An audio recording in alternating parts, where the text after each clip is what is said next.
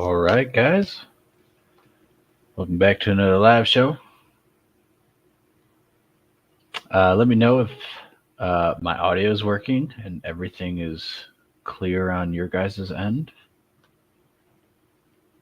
Don't want to start in and start a big old dialogue just for you guys to not hear it, and been there, done that. But I am glad to be back and back in the swing of things. That's what they say. Took a little break, a couple of different reasons, but I think we have everything ready to go. Should be a nice, fun show.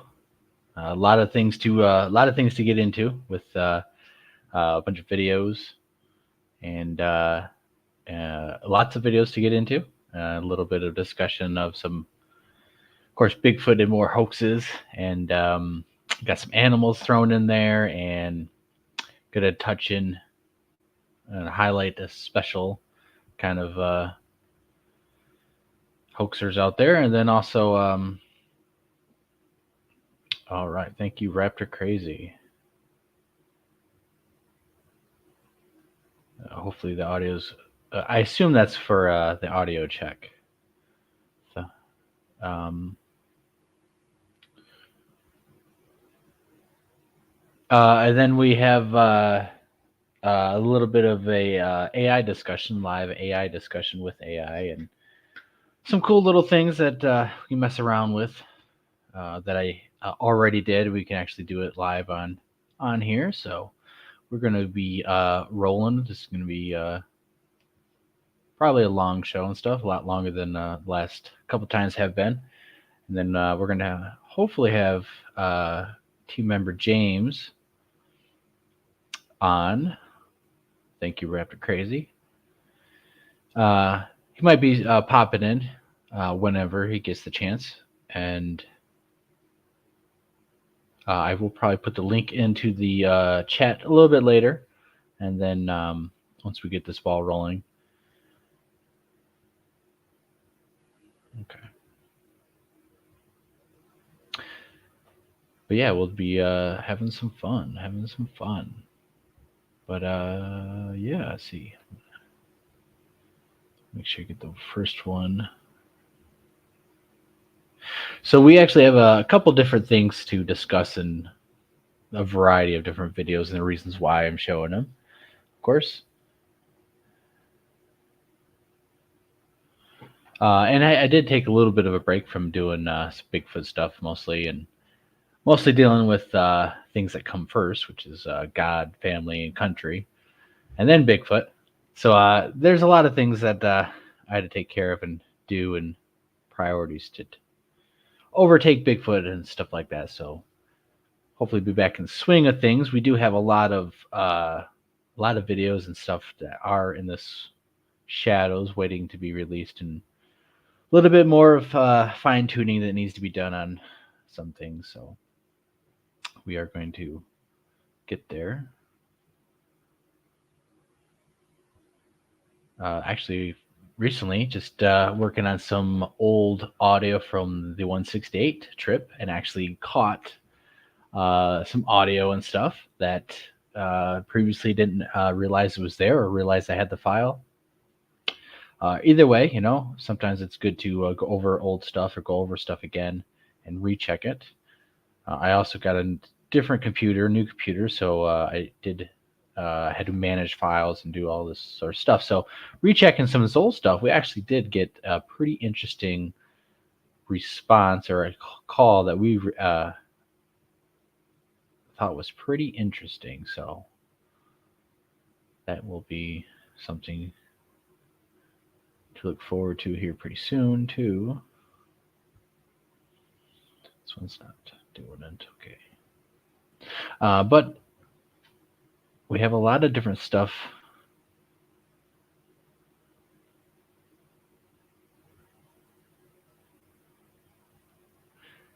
I'm not sure. I don't think that's possible, because if you were blocked, you would still be blocked, and I'm the only one who blocks people, since I'm the only moderator. I think James might be a moderator.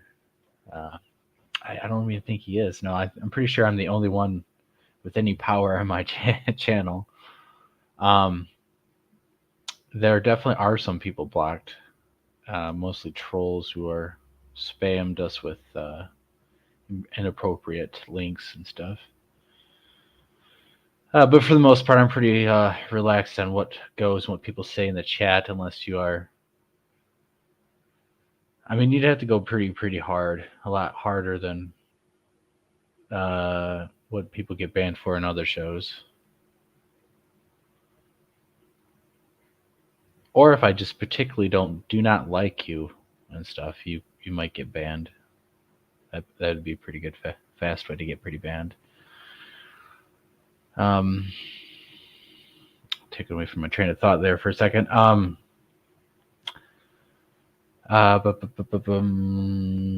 We do have we do have quite a bit of evidence in the shadows waiting to be dropped, actually, and we do have more conference videos from the Michigan Bigfoot and Dogman Conference waiting to go. Actually, one I didn't have time. I should have dropped it this weekend, or yesterday, but I didn't have time, and but that will be with Mike Dupler speaking. He did a little short um, speech and stuff on and showed his pictures, evidence of his research in Tennessee, and he was awesome and pretty awesome how it actually worked out and stuff. How he was able to come up and pretty awesome stuff. But so that video is ready to go. Actually, it probably will get dropped tomorrow morning or something. And then we have, of course, the other speakers, James and Tyler, crew members, and myself. They speak a little bit on their own, and then I jump in and. All right, so that one's ready. All right, so and of course we do have the audio evidence of a witness who recorded Bigfoot basically doing vocals and snapping tree branches in a very local area, and happenstance just pretty much met with this young person whose mom is the one who actually recorded it. And Bigfoot, of course, came up and bada bing, bada boom. There's actually this piece of evidence that got relayed to me, and so that is still in the works and stuff. I'd say it's there's a lot.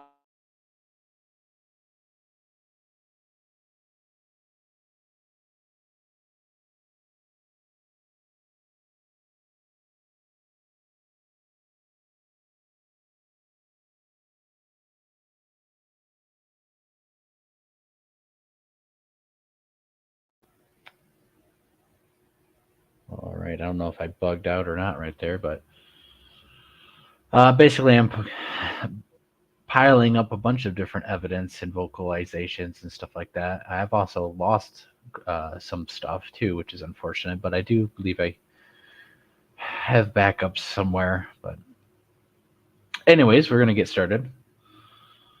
Enough of stuff that you're not going to see right now. Let's get to the stuff you are going to see. So we have a little bit of different videos. Let's start off with something light and pretty interesting. And this is mostly about where is it? All right, so I'm sure some of you guys might have seen this and stuff surfing around, but this showing pretty much in slow motion a deer jumping and how much air they can get, but also the body mechanics of the deer actually extending its body out even more and pushing itself to give it an extra little boost. And you see it does it twice. And deer can actually jump up pretty high from just a standing jump. Pretty sure you need, I think, at least 16-foot fences to keep a deer out, as they can jump up pretty high, actually. And the whole reason I'm showing this stuff is because they're pretty agile. They're pretty hard to actually catch with your bare hands and stuff, to sneak up onto and actually, especially if you scare them and stuff, they're pretty agile, as we can tell. So, Bigfoot and any kind of hunter and stuff, you have to be pretty particular in how to sneak up and get up close. And as humans and stuff, we use tools. For Bigfoot and stuff, they're more ambush predators, as most of us suspect, besides throwing rocks. But for the most part,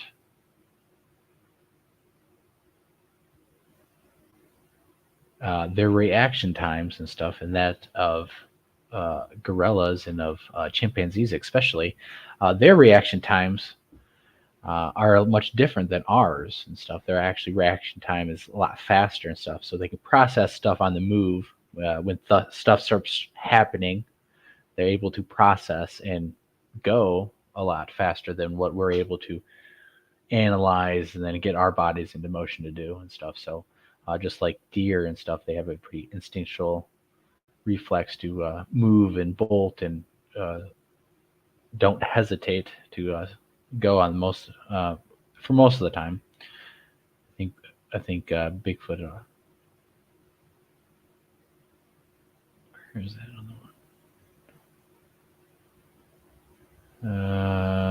Okay.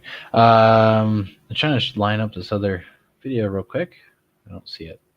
But I think Bigfoot have to have extremely good response times to be able to catch some of these animals and stuff on the go, especially if they get tipped off on the Bigfoot. Like humans and stuff, we get into this fight or flight response and hesitant and very. I've showed some other videos too of even hunters with guns. They're hunting. I believe they're hunting foxes, and one comes up right up next to a guy, and the guy kind of flinches and he goes like this, ready to punch the fox and stuff, instead of hurry up and grabbing his gun to try to shoot it or stuff. So this hesitant response of not actually doing anything but freezing up. I don't think Bigfoot really do that most often, especially in hunting mode.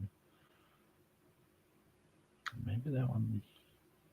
But as humans, we definitely need to have our response times and be alert, our alert levels to be as maximum as possible, because when you're out there, no matter what you're doing, even in North America, say up in the north where there's no alligators and many poisonous snakes, where like Central Florida Bigfoot's at, you don't have to worry as much as going into some water and worrying about getting chomped on or stepping on snakes, and always worrying about making sure you can identify the right snake that bit you to make sure you get the right anti-venom.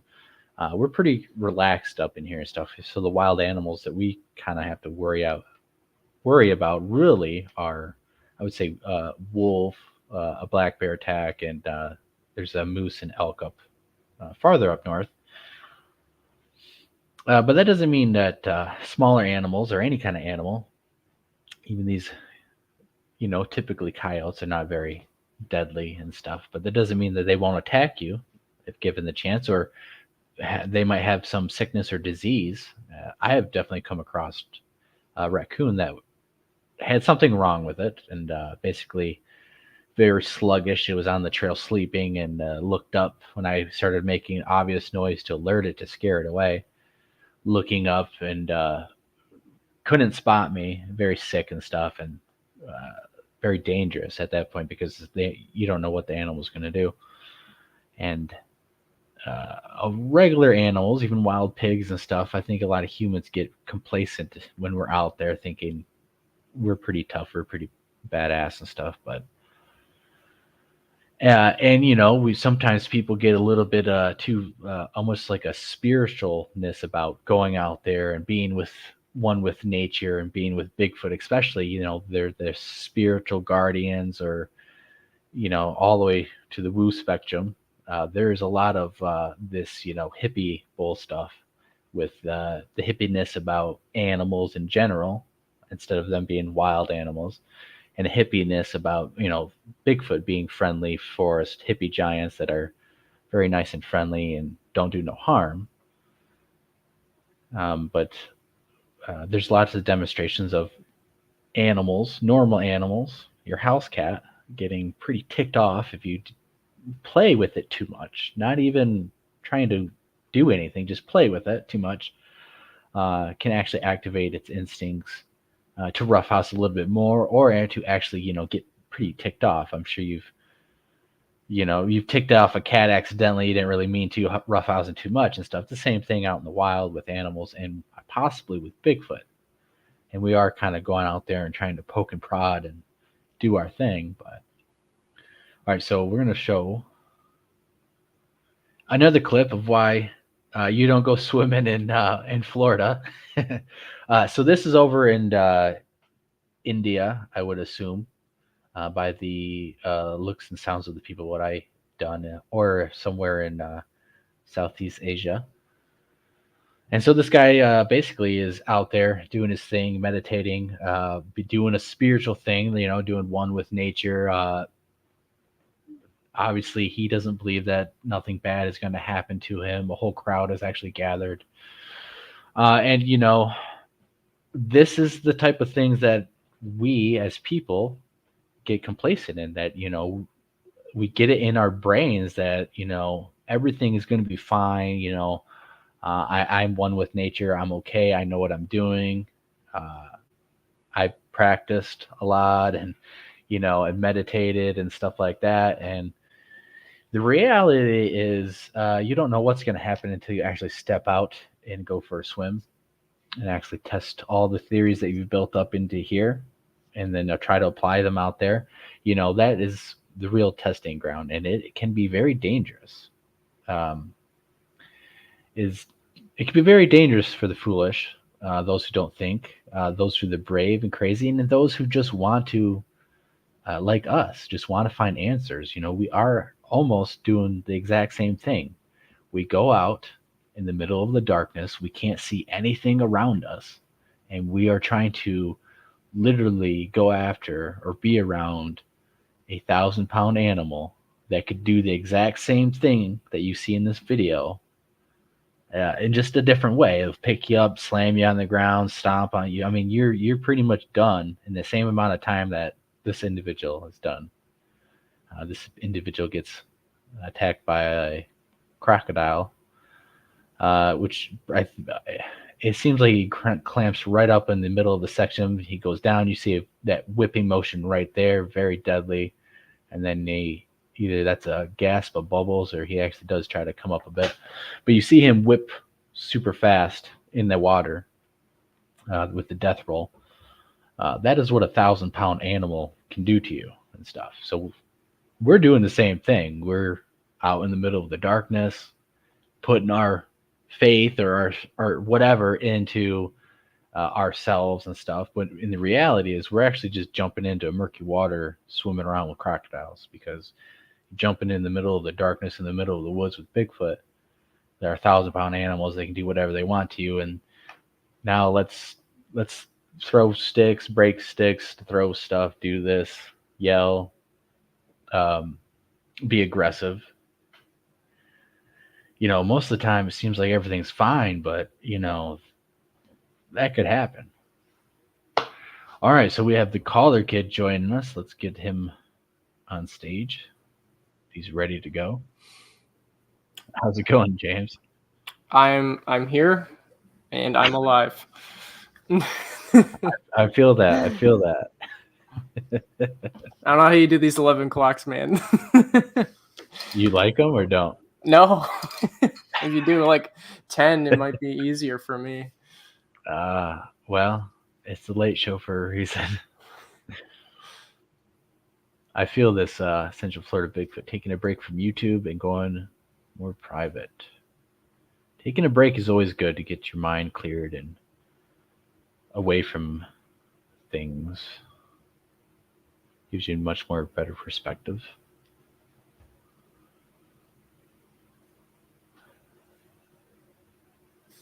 Yeah, so that was a pretty bad clip of that dude swimming, getting gnawed at. But it's pretty much comparable what we're pretty much doing.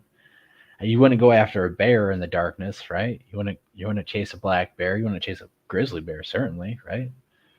For some reason, we chase 1,000-pound greater primates who are on par or stronger or as strong as grizzly bears or Kodiak coastal brown bears, because those are actually bigger. Grizzly bears are actually smaller brown bear species. The coastal brown bears are bigger. They get the fish and stuff. They're a lot bigger. A grizzly bear is an interior brown bear and a little bit smaller.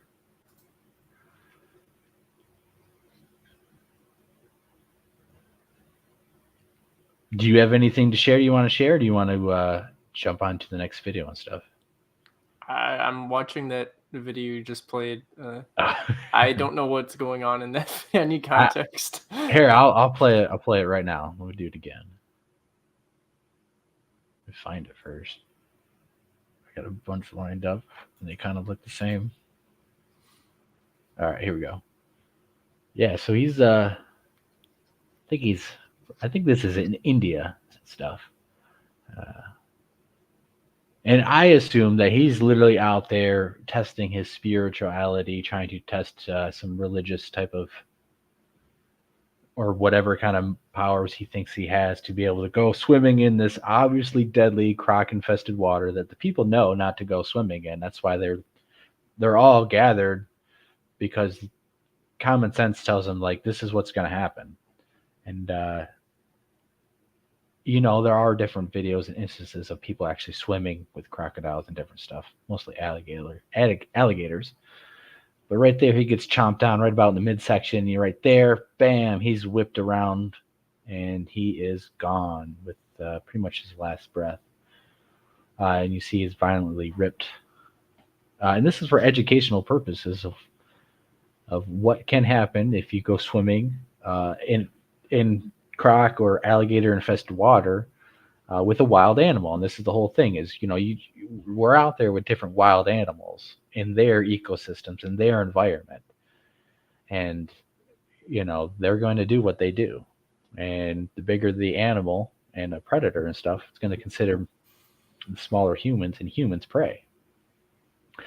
Sasquatches are bigger than humans. And we do know that primates, chimpanzees, eat smaller monkeys, and there actually has been documented cases of gorillas eating meat, and it's not uncommon, not unheard of. And Native Americans say that Sasquatch, some tribes, not all of them, some tribes say that they ate the members of the tribe, and they ate themselves.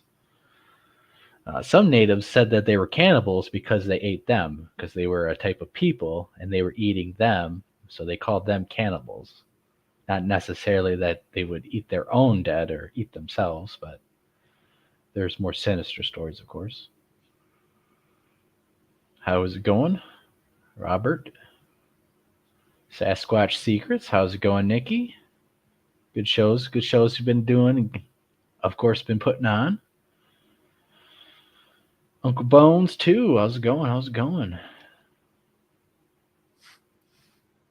All right, so let's jump on to the next video before we get bogged down and just that one. We actually have okay, so we got another wildlife one right here, and this is kind of the reason why trail cameras just simply don't work. And if you guys haven't seen this, basically this is a coyote puppy. Coyote pup. Not exactly a puppy, but it is a pup out in the field. And this is simply the best video of why the cameras simply won't work. And this is a beautiful, beautiful scenery.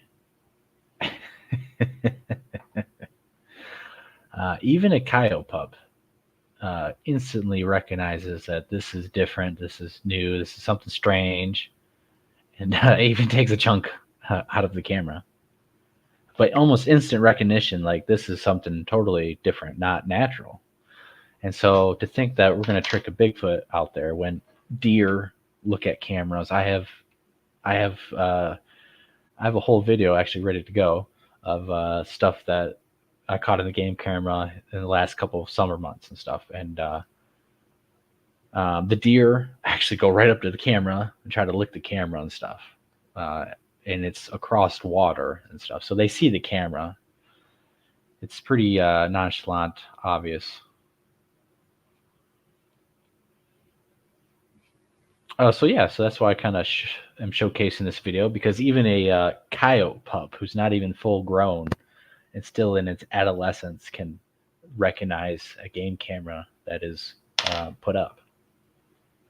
So when we're putting up these equipment and stuff, let's not try to fool ourselves like these things are actually hidden by just being put on a tree. I have seen some researchers who try to put, I think they made them out of like styrofoam uh, decoys. Some of the 168 guys, one of them had, he made basically a chunk of wood and stuff, hollowed it out with box that he would put recorders and stuff in.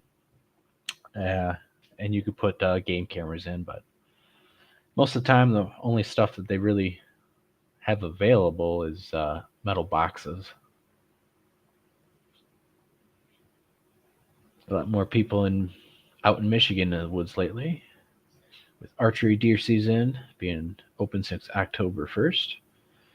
Firearm deer season starting on Wednesday, November 15th. Yep, for about 2 weeks. We hopefully might get some sightings popping off out of there. And actually hunting season. There's kids and disabled veterans and all that can hunt like in September.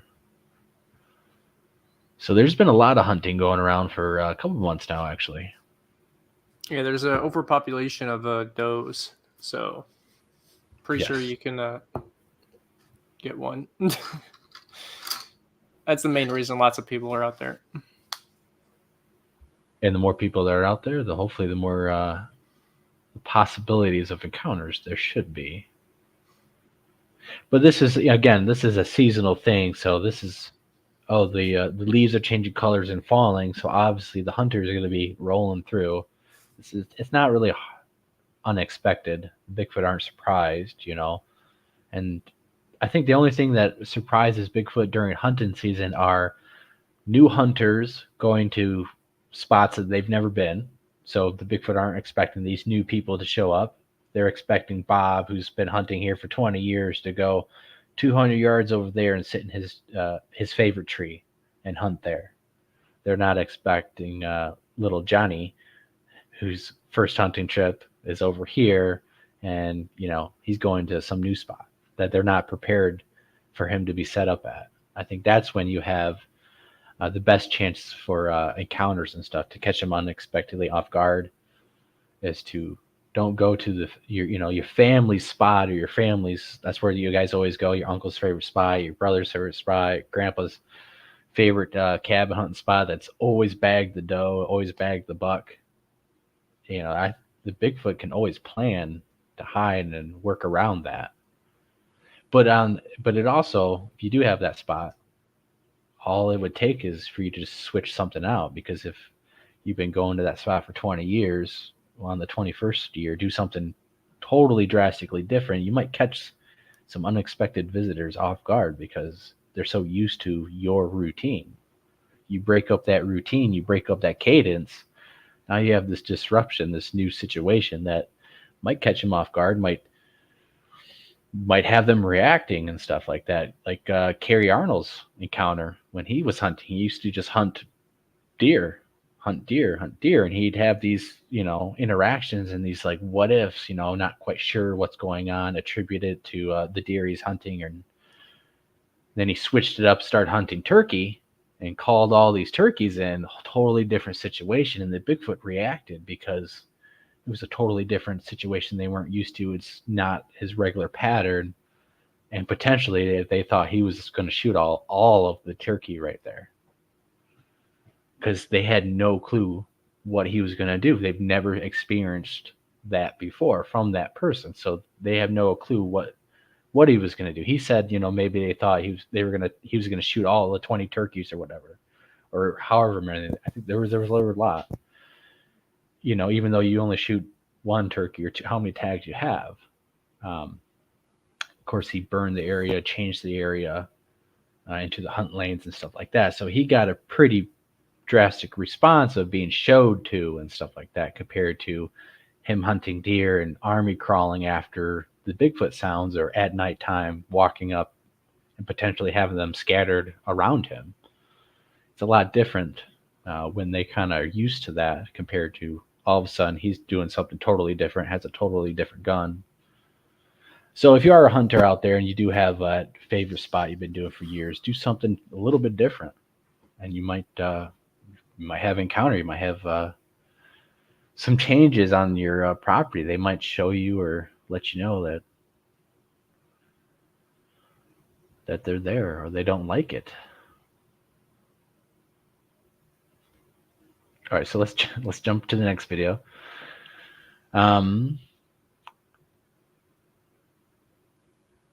Before we get into the Bigfoot videos, we'll show the last little. The last one.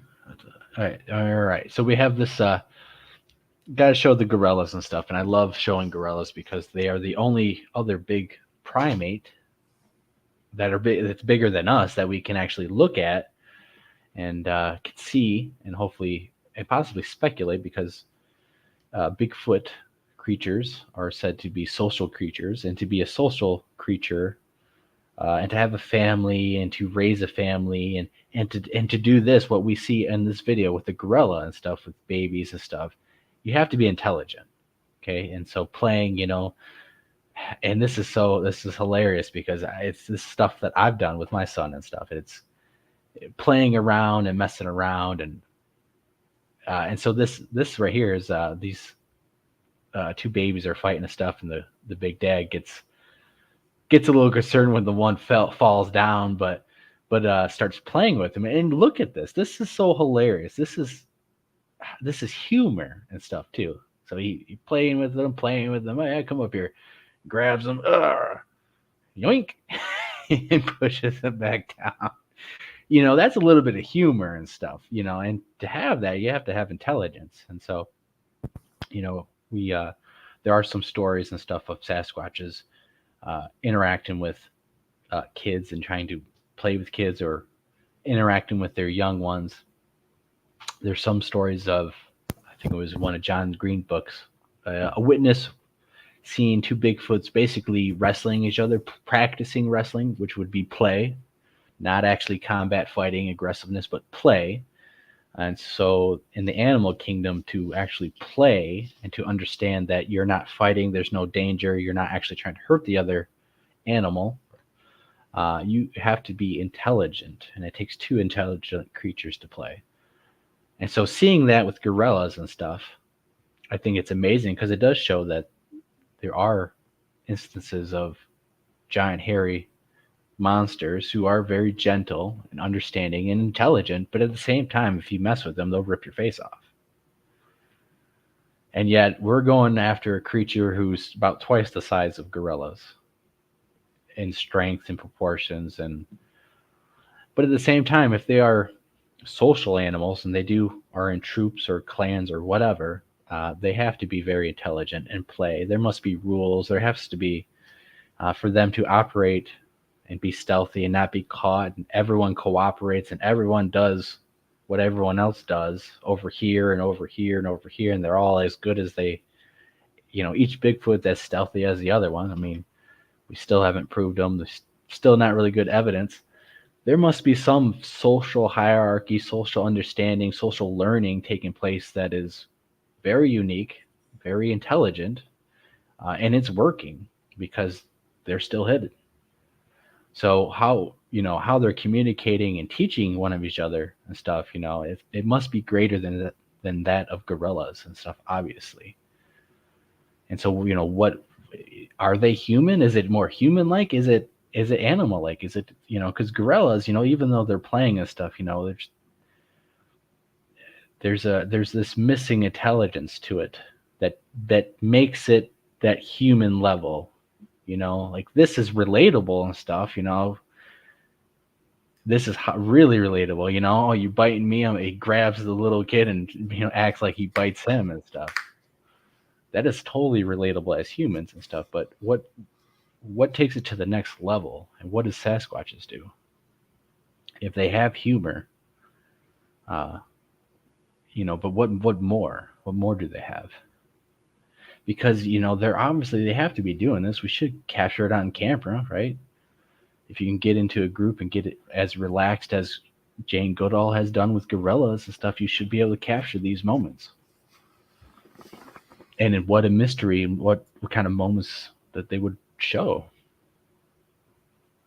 So every time I see gorillas and I see them interacting and doing things like that, I always wonder what would a Bigfoot look like doing that? How do Bigfoots interact, and what do they do?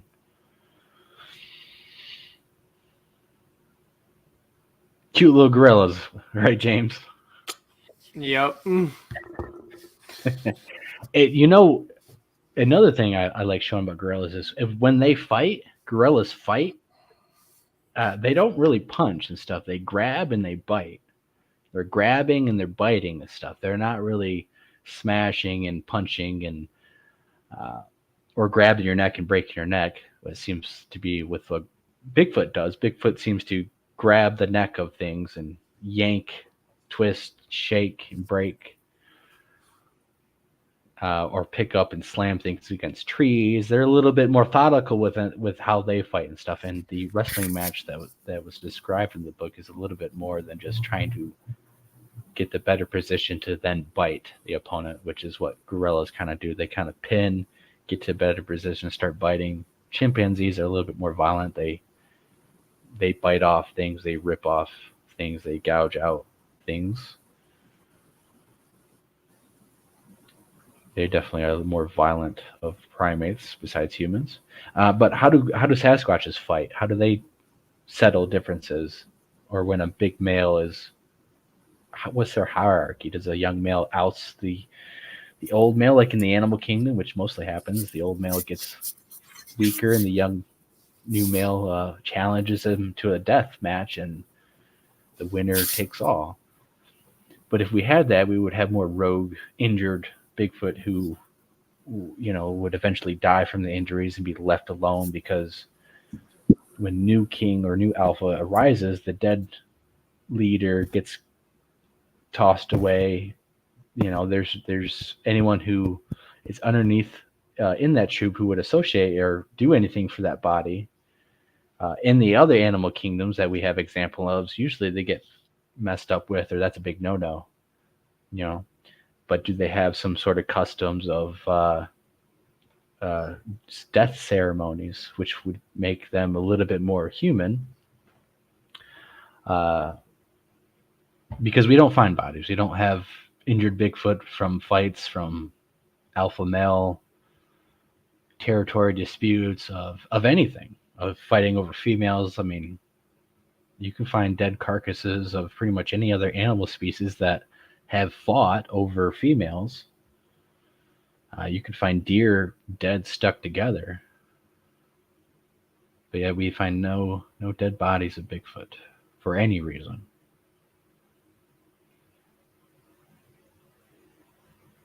All right, so let's get into some of the fakery and stuff. So, we got one more. This is the one the thumbnails that look like every other thumbnail. All right, so here we have the amazing woman jumping into some water and wrestling around with alligators and stuff. And these alligators are like 6 foot tall, 6 foot long and stuff. They're not too bad. They're not exactly man eaters, but if one did bite on you and shake you around and get you into the water, yeah, it could actually drown you. And you see this one hesitating as it looks, and then it starts to actually slowly back away. That's pretty much because even as predators in the animal kingdom, if something starts attacking you or a species of you, and becoming the predator to you and your species, usually it puts off a lot of different animals and stuff.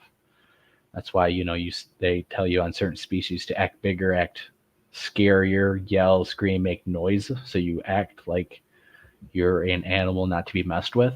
Same thing. Sometimes when you go after animals and you start wrangling up the buddies, they react is they think that you're a predator, and well, they don't attack predators. They only attack prey, right? Unless they're trying to defend themselves.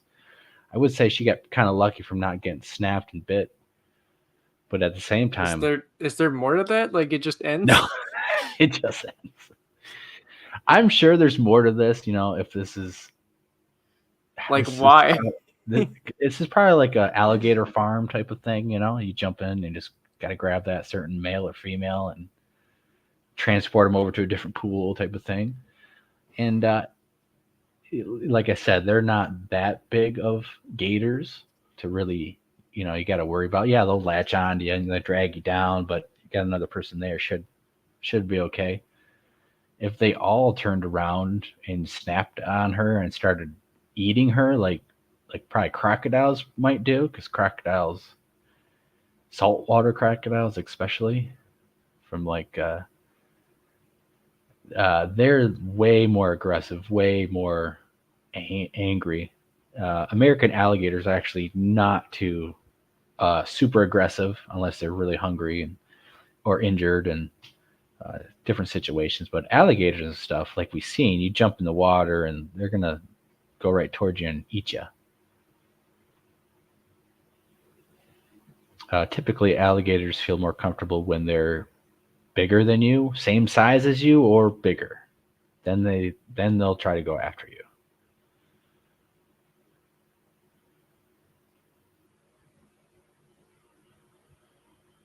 See what the chat's saying. The chat is rolling.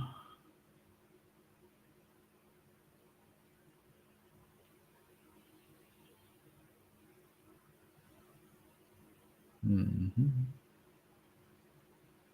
Yeah, Atlanta Mission's a good spot for Bigfoot up there. There's actually a lot of good chunk of woods up there and karst systems, sinkholes, and underground waterways actually up there. Unbeknown to most people. All right, so let's get into actual Bigfoot stuff. All right, so here we have Bigfoot stalks fishermen, and this is brought to us by the good old crew, the Sasquatch Watchers or Squatch Watchers, and they are a pretty interesting group of fellows who, for some reason, are able to come up with a lot of different videos for their shorts. With Bigfoot, a lot of them is claimed that it's getting sent in, and there's a couple of them that we'll be showing today and in the future. I'm confused why that camera's set up there. Is it for right? Just a weird place, Well, the camera's supposed to be set there just to film him, but of course you have this Bigfoot popping in and out. It right? looks like kind of fake, how it pops into the frame, Yeah, if you look around the Bigfoot about a foot or two above and all around it, you actually see it like morphing and shading. You kind of see you can see it shifting a little bit, especially when it zooms in a bit. And you'll see that in another video too. And I'm not quite sure, I can't prove it on this one as easy as this other one will show, but the Colorado Bigfoot got caught doing is superimposing an image or a video into the background or into the foliage. That could even just be a person. And basically, their Colorado Bigfoot got caught doing the beef jerky Slim Jim Bigfoot video. There was some particular movement of the commercial that he cut out and superposed into some trees, and then you darken it, and then you kind of make it he made it transparent and stuff so you could see through it, and so that helps blend it in with foliage and stuff. And then you run it and stuff, and if the crappier the footage, or if you you downscale the resolution and stuff, you can try to hide the outer edge of the photograph or the image you're trying to what's it called? Uh, it's not. It's uh, fuck. That's on the tip of my tongue too. It's not. It's basically the editing of photos to manipulate them. Like Photoshop. yeah, Photoshop. There you go. Like I said, I thought you it's already right said there. it. It's right there. Yeah, Photoshop. So basically, it's. I think that's a possibility of what's happening on this one. Certainly, as what's happening in this other video that we'll see. Good luck out in the field, Central Florida. Be safe out there. Definitely have a lot of dangers to watch out for. A lot more than what we have to watch out for up here. So.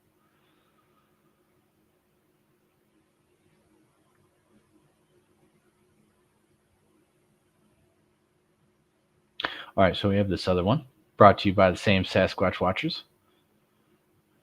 And so this is the one where it's looks like it's photoshopped, and you see how it's almost transparent. Weird. You see how it's transparent, and like the whole image becomes like blurry almost. So supposedly this is again. There's a camera for whatever reason filming the bulldozer, and then captured the Bigfoot right there. I think this is sent in. So most of them are sent in to these guys. At least that's what he says. Otherwise, they pretty much are just like. It's just like weird how it like crouches down like that, and I think it's just too transparent, and I think it's like CGI or something. Though I don't think it's Photoshop. Well, it's all. These are just different terms for basically editing, hoaxing. Well, yeah. Photoshop, CGI, AI. It's just all these different mechanisms to put in a different image into that video to try to fake and hoax it as one complete video, which it's not. So this one is a little bit easier to tell, or I think you can see, especially on the, if we're looking at it would be our left, the right side.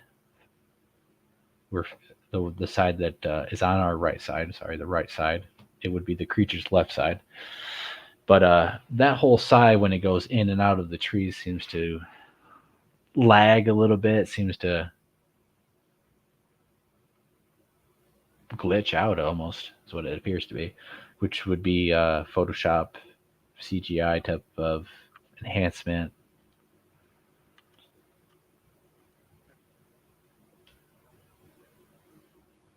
And, these guys seem actually pretty fishy. The more I'm actually looking at these guys, I can't. I know that they are faking a lot of their stuff that they're doing on their own,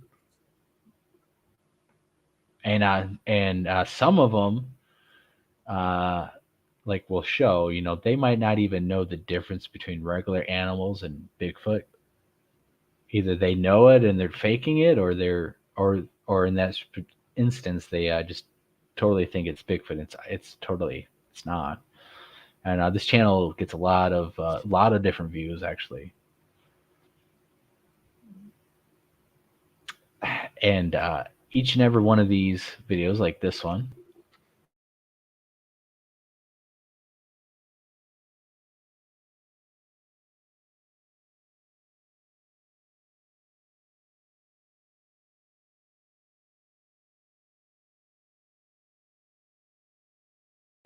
from just that 20 seconds, not even that. What do you think that is? Can you play it again, sorry? I will.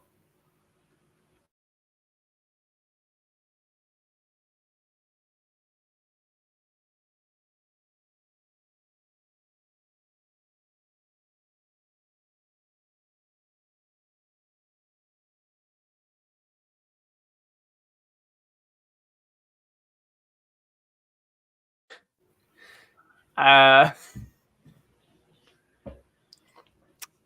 don't know. Looks like a person walking.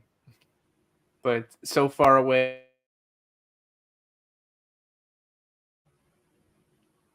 Yeah. Oh, you got to unmute yourself right here. We'll Yeah, I get. see that. Yeah, it Let's looks like hear what a person, looks like a right? yeah, it looks like a person like dressed in white walking in the distance, but it's so far away. And the fence is right there, obviously, so you can't really tell. I think. So at the end, we'll actually get. We'll get one of the Squatch Watchers' take on what they see, what they think that they're seeing. I think it's just a person. That's obviously what you've seen. Didn't really take that long for you to see that, or for any person with common sense to see that. I think, right? It's a person in a So white this shirt. video was sent to us from South Carolina. I know it's not much, but could it possibly be a Bigfoot or a shape-shifting skinwalker? I don't know. You be the judge. Let us know in the comments. I don't don't know. know. That face kind of makes me think that he does know. Actually, I think that is the kind of stuff that they're presenting. They're showing like, oh yeah, I don't know. I think what do you think it is? Bigfoot, dog man, shapeshifter. Like common sense, man. Come on, stop promoting it as something that's not. And this is why they're getting a lot of hits. And this is why they're full of it, though. You can't really. How can you trust these guys when they can't tell what that is? They're thinking this is a shape shifting Bigfoot dog man, whatever. I mean that honestly makes us look bad, and because these are the guys who are getting the attention and stuff, and it's what their views are, and all these supposedly stuff's going on. They capture stuff pretty regularly, and it's mostly regular animals, as we'll demonstrate here in a second. So this video was sent to us from South Carolina. I know it's not much, but could it possibly be a Bigfoot or a shape-shifting skinwalker? I don't know. You be the judge. Let us know in the comments. How he couldn't even say that shape shifting skinwalker and keep a straight face. I don't know. That's the kind of stuff. It's like, come on, man. You're not even trying. Whatever research they're doing, can you really even take it to heart? Because they don't even know by looking at that video if that's a shape-shifting skinwalker, a Bigfoot, a person, a dog man, a dragon, or whatever the heck else. Because to them, it possibly does look like a shape-shifting skinwalker. I would love to hear and thoroughly have him discuss how he analyzed that and came up to that conclusion wholeheartedly and put it on the YouTube, no problem at all, and sticking by that. Like, come on, guys, this is, and they.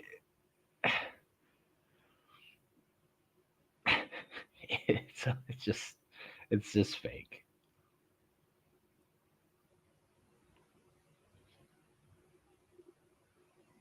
Yeah, a little bit of that catch-all phrase. What do you guys think? And it's being presented as like it's possibility. Like no, it's not. Come on, why even show that? Why ask people that if it's not even that good? If it's clearly a dude walking in a white shirt, why even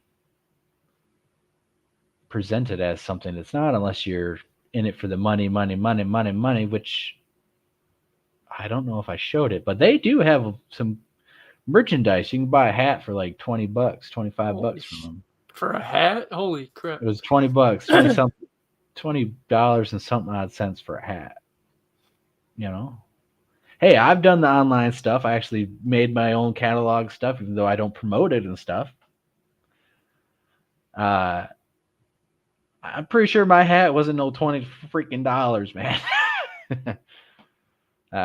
You could actually, yeah. So, anyways, they're basically just promoting their money.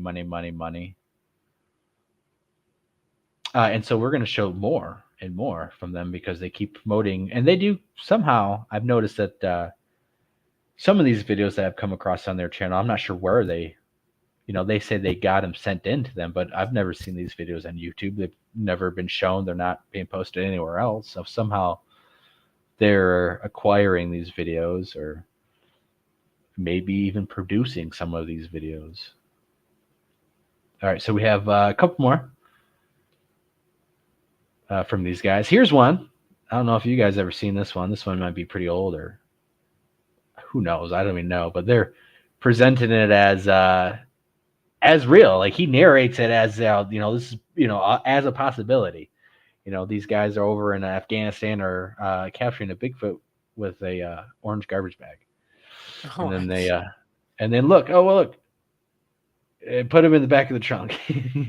It's on video. It's clear as day, right? I mean, look, it's a Bigfoot, juvenile Bigfoot. They take the orange trash bag and they slip it over his head and bada bing, bada boom. Easy enough. I'm just totally shocked. I didn't think of that before. Orange trash bag. So in the video, he does mention that there's a little jump cut. And but at the very end, he says, "I don't know. What do you guys think? Could it be real?" And the narration of it is presenting it as this is something to be taken seriously, and we do need to check it out. When obviously it takes one look through, and it's fake as crap. Especially at the end, it's a little tuft of fur from little hairball or teddy bear, and they throw them in the trunk. They don't show nothing, and it's almost comical. Like,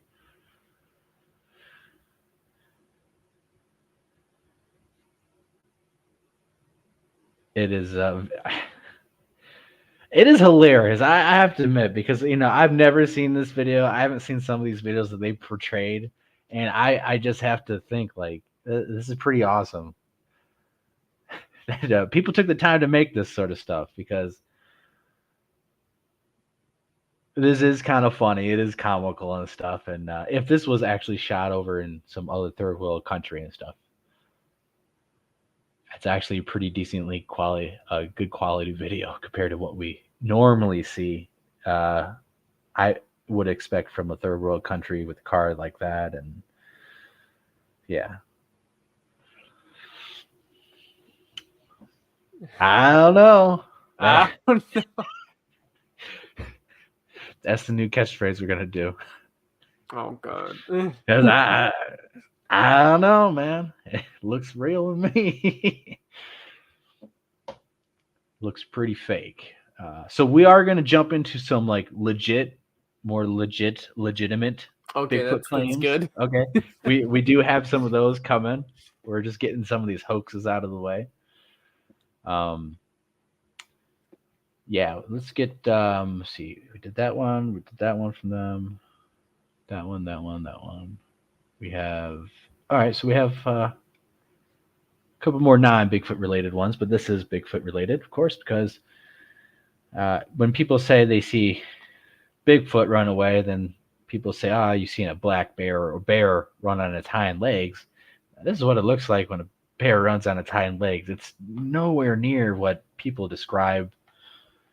What people see, everything about it is different. Now it does kind of almost look like a upright dog man running away. Yeah, a little bit. I would admit that some of the drawings where the paws are bent over like that, there are definitely a lot of drawings and descriptions of a dog man running like that.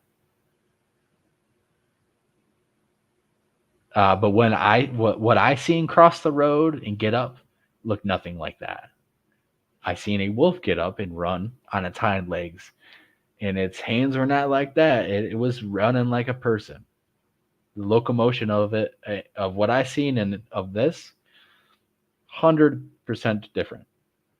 And so when people actually see Bigfoot running and the locomotion, and people say, well, you've seen a bear, and degrade them and make them feel like crap, and make fun of them, it does discourage a lot of people from coming out, because they don't want to get made fun of. They don't want to be wrong.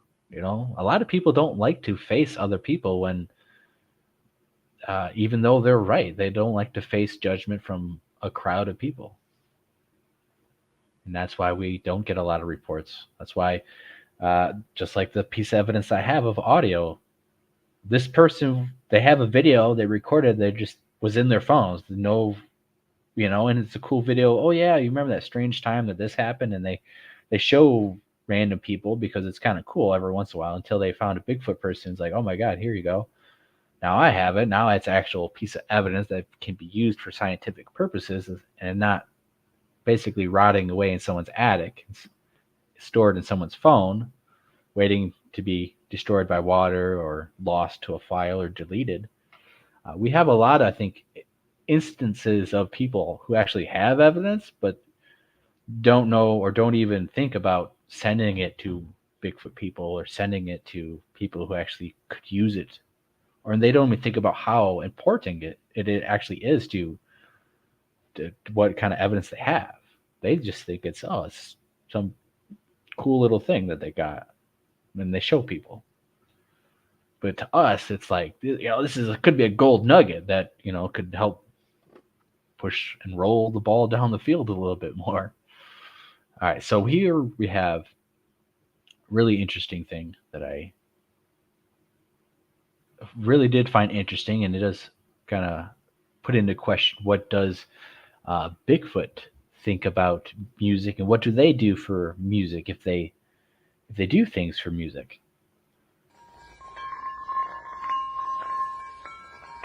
All right, so here we have prehistoric music with rocks, and this is pretty amazing.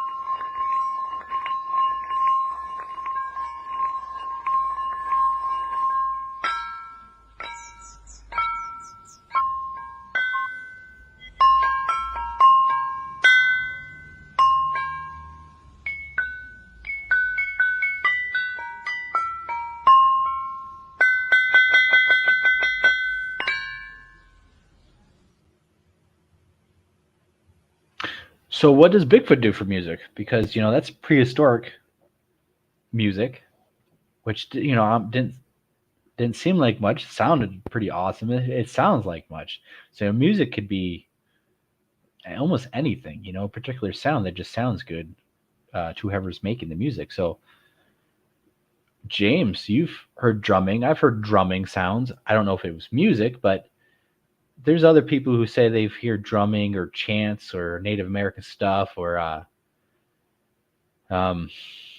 humming type of thing. When I heard the female yelling or fighting with the male, she was making lots of tones and sounds. And I would describe it as sing-song language or sing-song talk because it had different scales, vocals, tonnage, uses of her voice that I'm pretty sure that if she tried to sing or however it would sound, that it actually could sound pretty good, and you could have a different variety of ranges of things going on. So it just makes me wonder, and discovering that prehistoric music being played with rocks, what do they use and how? And again, if they play music and stuff, that's again another indicator of a high intelligent level and boosting them up to more human reaches of culture, not just an animal, but a culture with music, with intelligence behind it, creative thought processes. And what scale are they on? Like, how hard are they on the scale of, obviously they're not human, they're wild, but how close are they to actually being? I mean, do they have history? Do they have a culture? Do they actually have human type language instead of animalistic instinct and growls and grunts and things? It's a little bit different with, gorillas can learn sign language and stuff and process and understand a lot from sign language.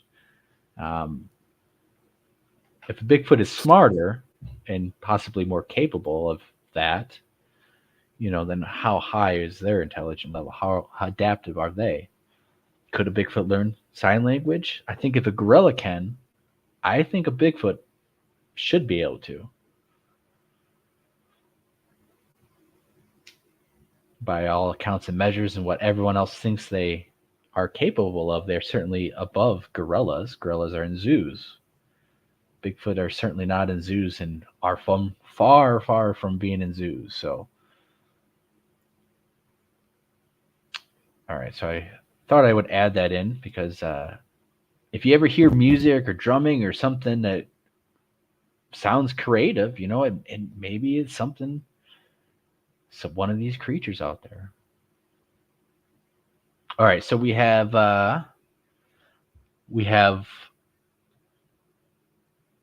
showed that one. All right, so let's show the last one from the Squatch Watchers of them hearing audio out there in the woods while they're doing their thing and claiming and describing what they hear. Let's just go through it real quick.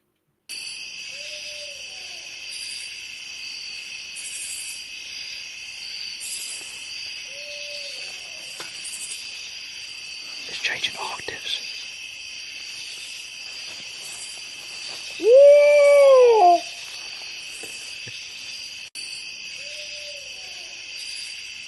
Pretty sure I know what that is. I think we know what that is, James. We've heard this Changing octaves. how many times?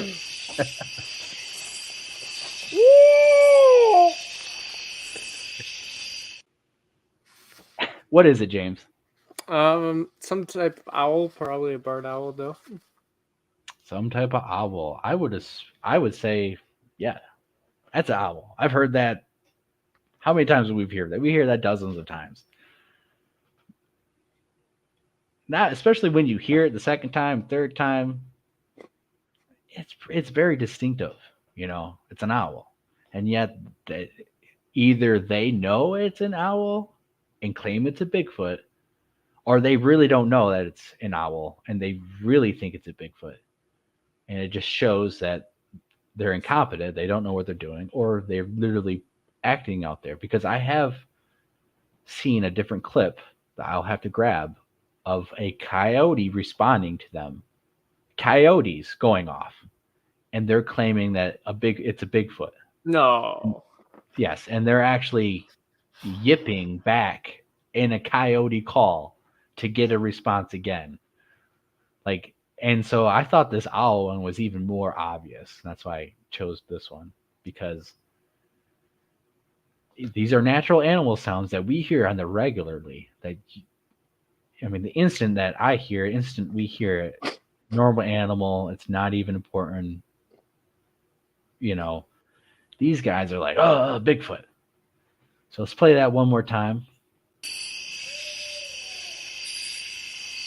You can hear that tail end of it. It's an owl. It's changing octaves. It changed octaves, man.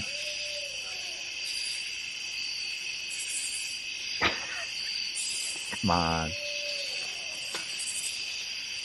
It's changing octaves. And so honestly, this is what they're doing out there. They're literally playing off each other. They're hearing stuff. They're looking at each other, trying to,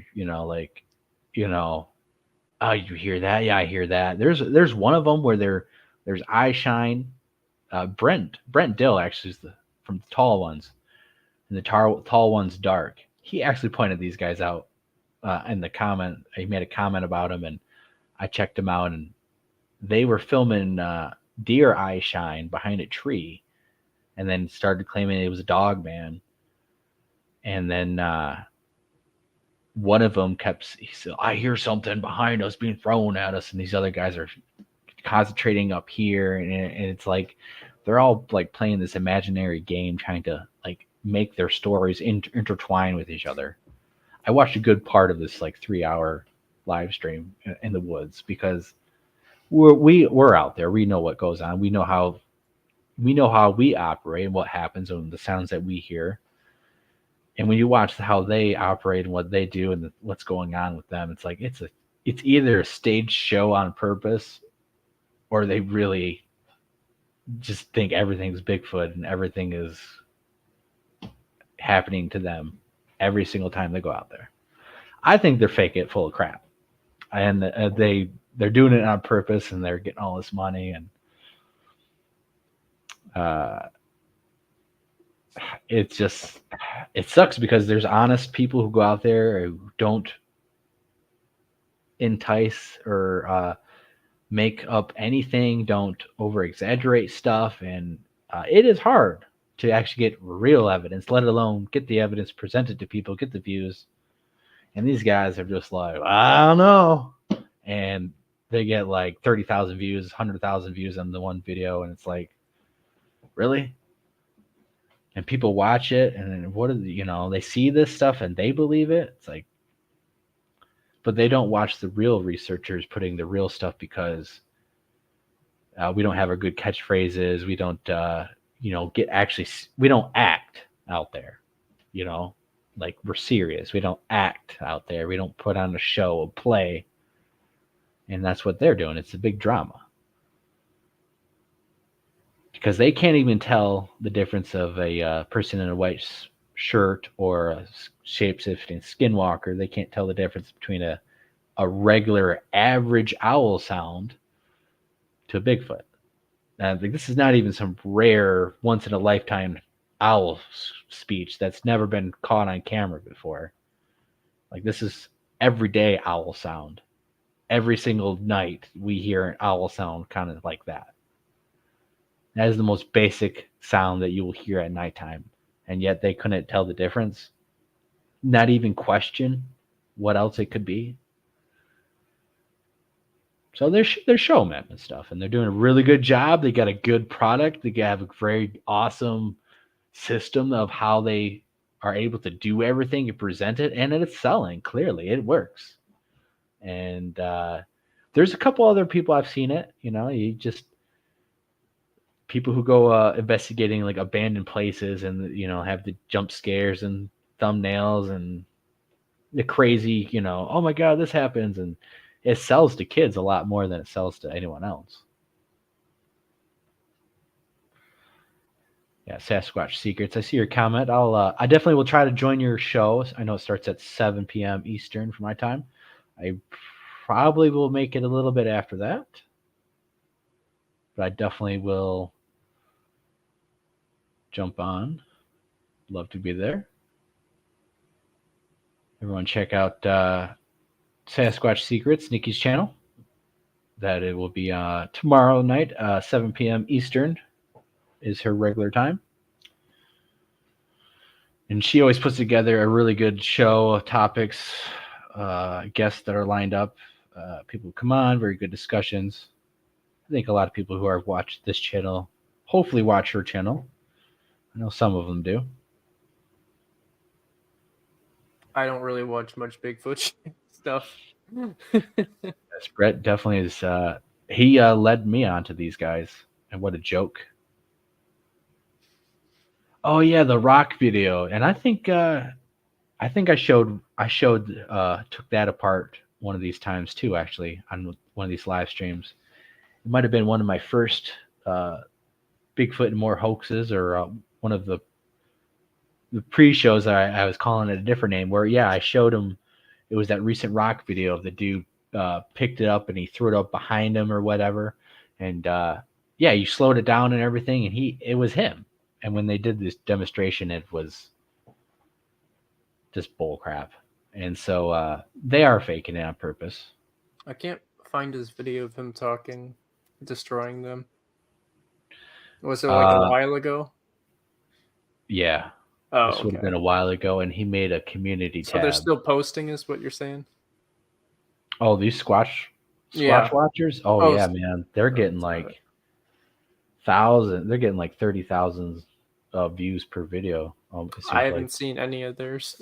I've never seen them before. Brent mentioned them, but yet somehow they're pretty big, big channel. Somehow they have a lot of short videos of videos I've never seen, unless I'm not looking in the right places. They have a lot of videos that seem to, and we're going to show. There's at least one more I have from them that I just remembered I did not play yet, so it should be up here somewhere. Is it this one? No. Oh, unless I don't have it downloaded yet, which I will. Ooh. That might take a minute. Well, give me a second. That's that video. That's that video. That's that one. That's the one we're about to show. That's the real one. Is this it? No, this is the other one that they showed. So this particular Bigfoot and stuff, either this is sent into them or this possibly could be their own videos that they're making with the same Bigfoot costume, because I don't have it. No, I don't have it up. I guess I'll have to.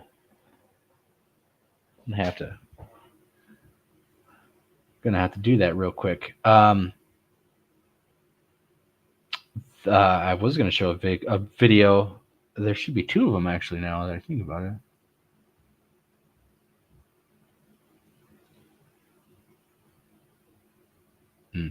I'm missing both of them. Don't matter. Oh well. Anyways, it looks pretty much similar. Very similar costume design. Oh, I am missing that one. 1 minute.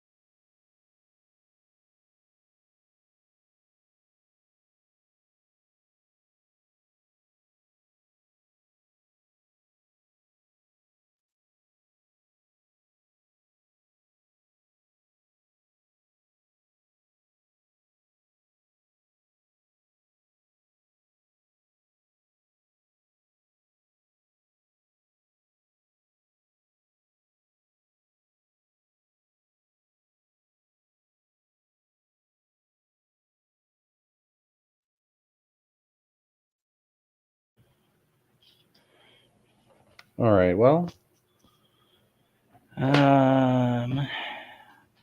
Yeah. Anyways, I think it's the same costume potentially. Looks very similar, and unless I see these videos of some other channel or somewhere else, they're the only source of these videos potentially. So they have been making a lot of money off YouTube.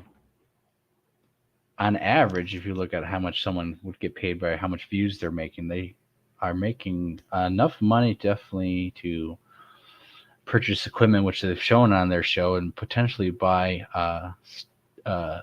equipment to hoax. I just found the video that Nikki did. Yeah, I can't believe I don't have that. I'll turn on my phone and I'll re-upload that video. I'll have to delete one of these videos. So I'll do this. Bye-bye, gorillas. All right, so we have this other more realistic piece of evidence that we need to analyze, and then an actual more legitimate piece of evidence to look at.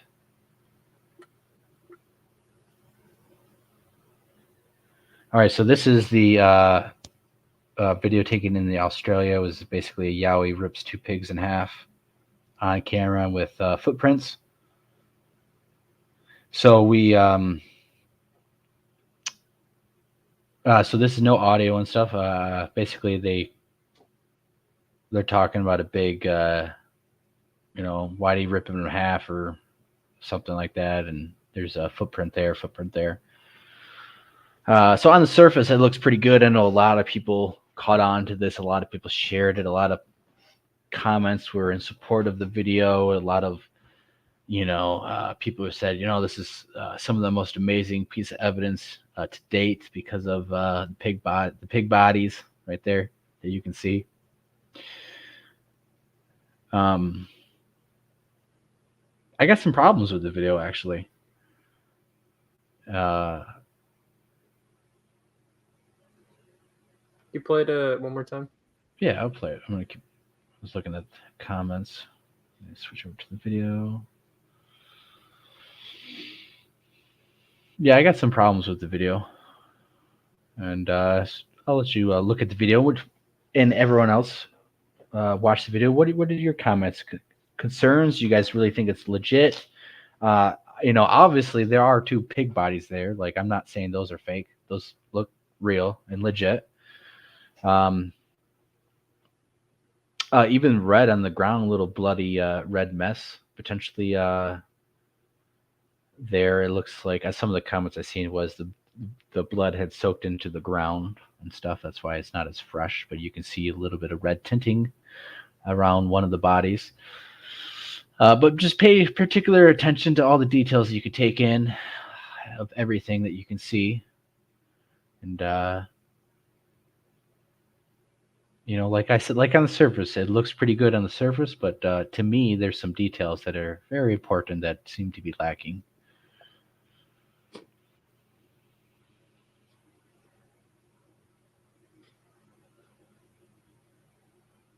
What do you think, James? Nikki says no blood. Yeah, I was about to say the mid-tarsal wasn't there. Wasn't there or incorrect? I don't know. There's not much to go off of, other than they could have been shot. He didn't really show the pigs very well. Another video posted about the pigs a few days later. Huh. Didn't see that one.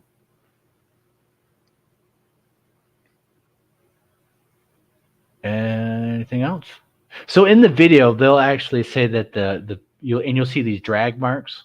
The pigs got dragged up there. He's like, why? I thought they were tire marks. No, actually, right here, when he looks back right here, this whole big line is drag marks. And in the video right there, that drag mark, he said it basically they described that it was drug from over there to right there.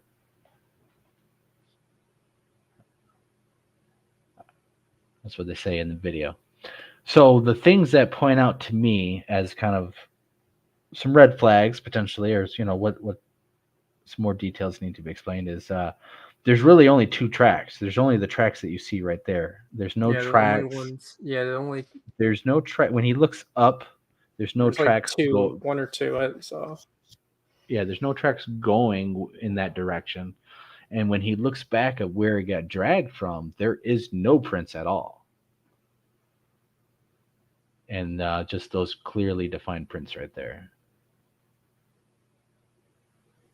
So. And it looks like they're in the sand that's the most, imprintable. Right, but if it drug, yeah, there would be other for a Bigfoot to like bend over and drag the creature is, I think, more effort than it would be just to pick up that creature. Because generally a full-grown Bigfoot is pretty tall. Its arms and stuff are going to be pretty tall. Depending on how tall it is and stuff, and those pigs are in, and my guess is that these guys did it themselves, because there's no prints. There's no drag marks. There's no print tracks from the drag marks. There's nothing going to this spot or from this spot. I literally think these guys just, either drug a pig out there, because that's what humans would do. A human wouldn't be picking up the dead pig and carrying it out there because it's too heavy. It's a lot easier to just drag the animal. Whereas a Bigfoot, they pick up animals. They don't drag animals. Anytime you've ever heard of Bigfoot picking up even a person and stuff, they're picking up someone. They don't drag. I don't think I've ever recall a Bigfoot dragging a dead body. You always hear them, putting it over the shoulder type of thing, or carrying it in their arms like a puppy, or. It But also there, seems to be like putting the camera down towards the ground more, not showing the area, which is a little suspect. So they are hunting a pig with dogs, and some blurry figure runs off in the background. I'll have to find that video and see. Which, again, it does. Again, unless there's a teleporting Bigfoot who just drags the deer with no footprints, teleports footprints right there, transports back into the time zone, and then, it's a lot easier to fake videos than to get real evidence on video, because it's not that hard. Like, okay, you have 2 footprints here, 3 footprints here. Where's the other 20? In the mud bed that is right there, dragging the creature, right? You have this big drag mark that's clear as day and stops right there with the pig, but you don't have any footprints. Like, that don't make no sense. But if you were a person walking in front of the pig, dragging the pig and covering your footprints up, well, it wouldn't show that you walked up there either, would it? But it wouldn't show Bigfoot footprints anywhere. So you could hide your footprints by dragging the pig behind you. Is that what Bigfoot did? I haven't seen the second video. I don't know if they've talked about exactly what happened and go step by step, play by play, but by seeing these details and then hearing what they would have to say, I'm pretty sure you could figure out exactly if it's real or bullshit. To me, it's just not enough evidence there. It doesn't look like it's good enough video quality, because Nikki sent me the video, I think, so I don't know if I can Probably stream it. I could just do it off my phone, I guess. Oh well, yeah, it's on your phone. I can. I gotta get my other phone. I think I can just hurry up and download it, and if it's small enough, paranormal. So, how long is this video?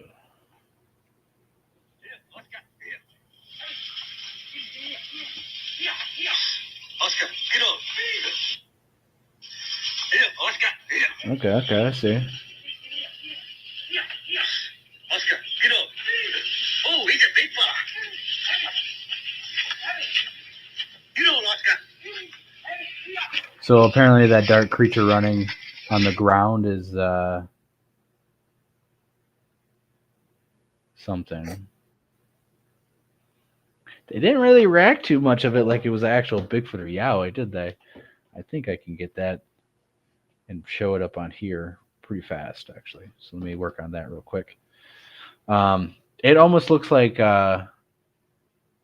it moved a little bit before it really took off. And there's a dude right there standing. There's a dude filming, and they got these dogs right there running. But they ain't really reacting to the Bigfoot all that much before that video came out before the pig cut.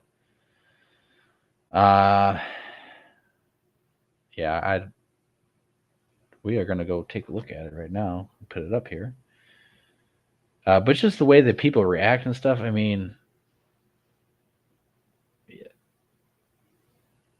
if I seen a Bigfoot in broad daylight from 10, 20 feet away from that guy, jump out of the bush and started running, I'd be pretty scared. I'd probably be swearing. I'd probably be doing something like a normal human being would actually do by seeing a 1,000-pound Bigfoot running out of the bush next to them.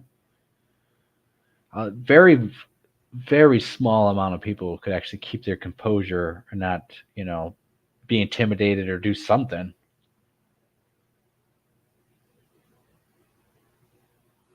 Even if you are a professional Bigfoot expert and stuff, when you get down in the dark places or right up into a bush and you think there's a Bigfoot next to you, you do get intimidated because you start thinking uncontrollably sometimes that, oh, this Bigfoot could turn around and really hurt me. It's like, would you chase after a bear? Okay, let me, because that's a link.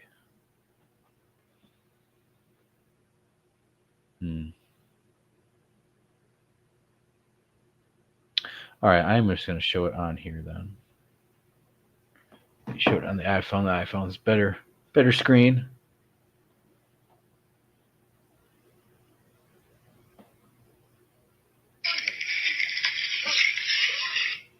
Let me do this real quick.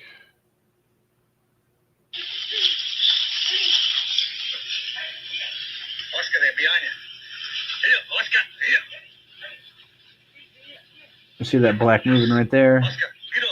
And then all of a sudden, bam, it takes off. Oh yeah, I saw that video.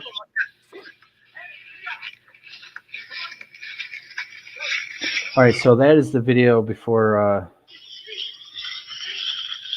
the pig video. Oscar, they're behind you. Same guys. Oscar, here. See it moving right there. Oscar, Yeah, it's pretty close to them. oh, he's a big fella. All right, so now that to me That looks was in like a real Australia, animal. though, right? Yeah, the dogs go after it and stuff. That looks like a real animal. In my opinion, it's a normal animal that the dogs feel the need that they can go after and stuff. I don't think that's a Bigfoot at all. It looks like a hog.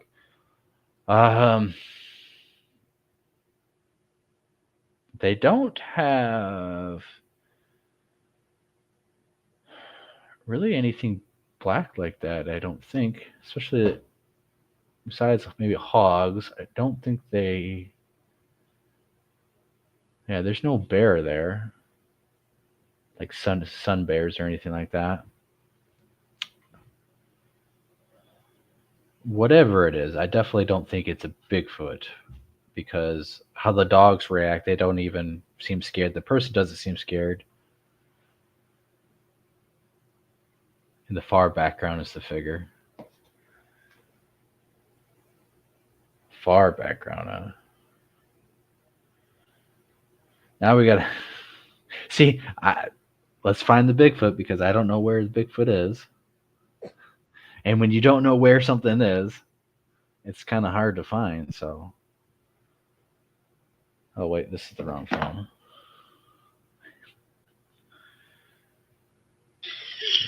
All right. Oscar, they're behind you. Let's see if I can see it real quick. Oscar, get up. Oh, he's a big fella. Oscar, they're behind you. Here, Oscar, here. Oscar, get up. Oh, he's a big fella. In the far background. Oh, I see it. Yeah, way running back right there. Oh, I see it. It could be a person. Let's look at it this way. So.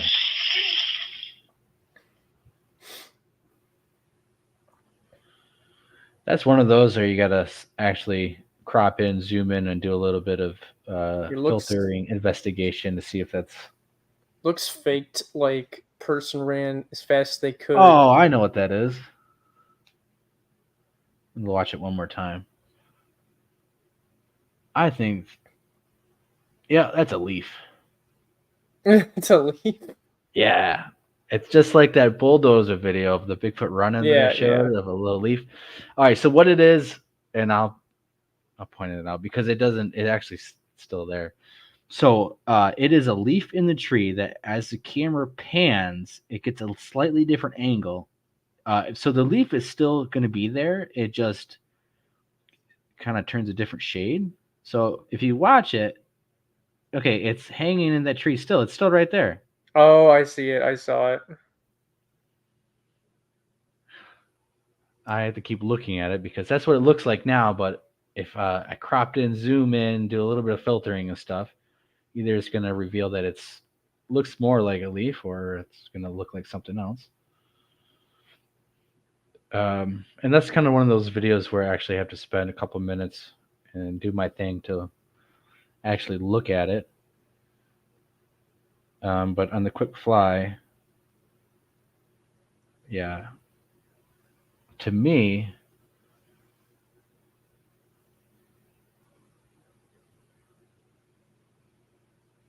yeah, because the Bigfoot doesn't climb up into the tree. And you can watch the shape of the leaf. Watch it one more time. And I'll play it for you guys again.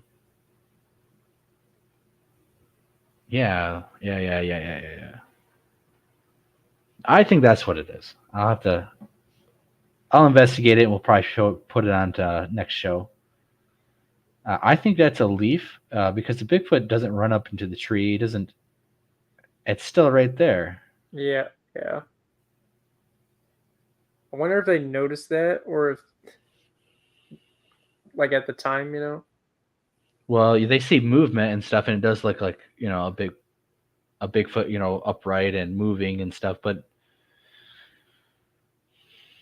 when you really look at it and investigate it, where does the creature actually go? It doesn't climb the tree, right? Because it would still be right there.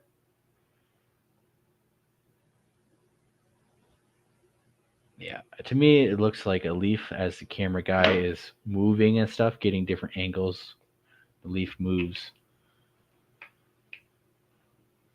In this other video of the pigs, again, the lack of evidence of footprints leading up to the spot thinks that, probably is fake.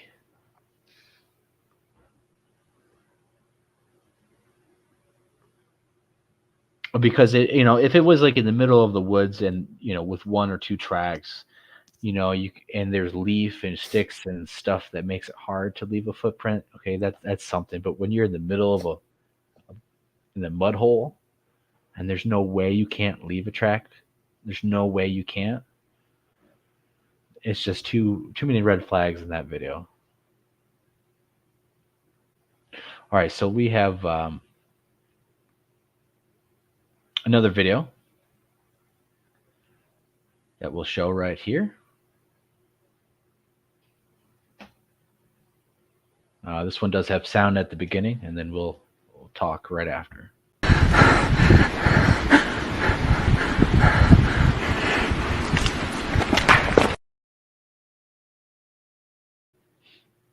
All right, so you can actually have audio on that one. You hear it. The person on camera breathing pretty heavy. And supposedly the Bigfoot throws a rock, which you do actually hear on camera and stuff. So that is pretty interesting. I don't know if you guys have ever seen this video. This was pretty interesting for a couple of reasons.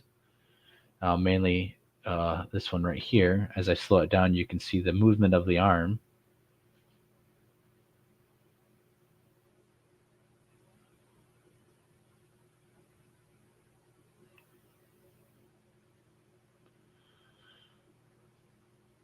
So I think this is definitely a lot more interesting to me than the Squatch Watcher videos that they presented. This one actually is interesting because it does have the person on video seem to be distressed. You actually do hear a rock being thrown. The way that the Bigfoot does throw the rock is underhanded. The only problem I have is I'll take it off slow-mo for a second. Is when you watch it in full speed, the Bigfoot arm is out here real quick. There might be a jump in the arm. There might be a jump cut where the arm it retracts and then all of a sudden it's way out there again real fast and then it chucks it. So either that's a jump cut.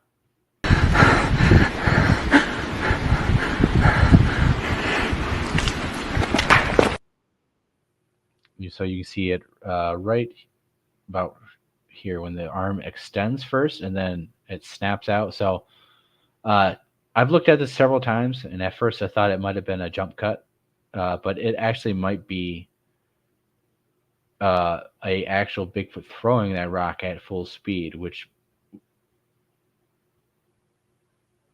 would, if it is as fast as it could be traveling, is almost inhuman to do.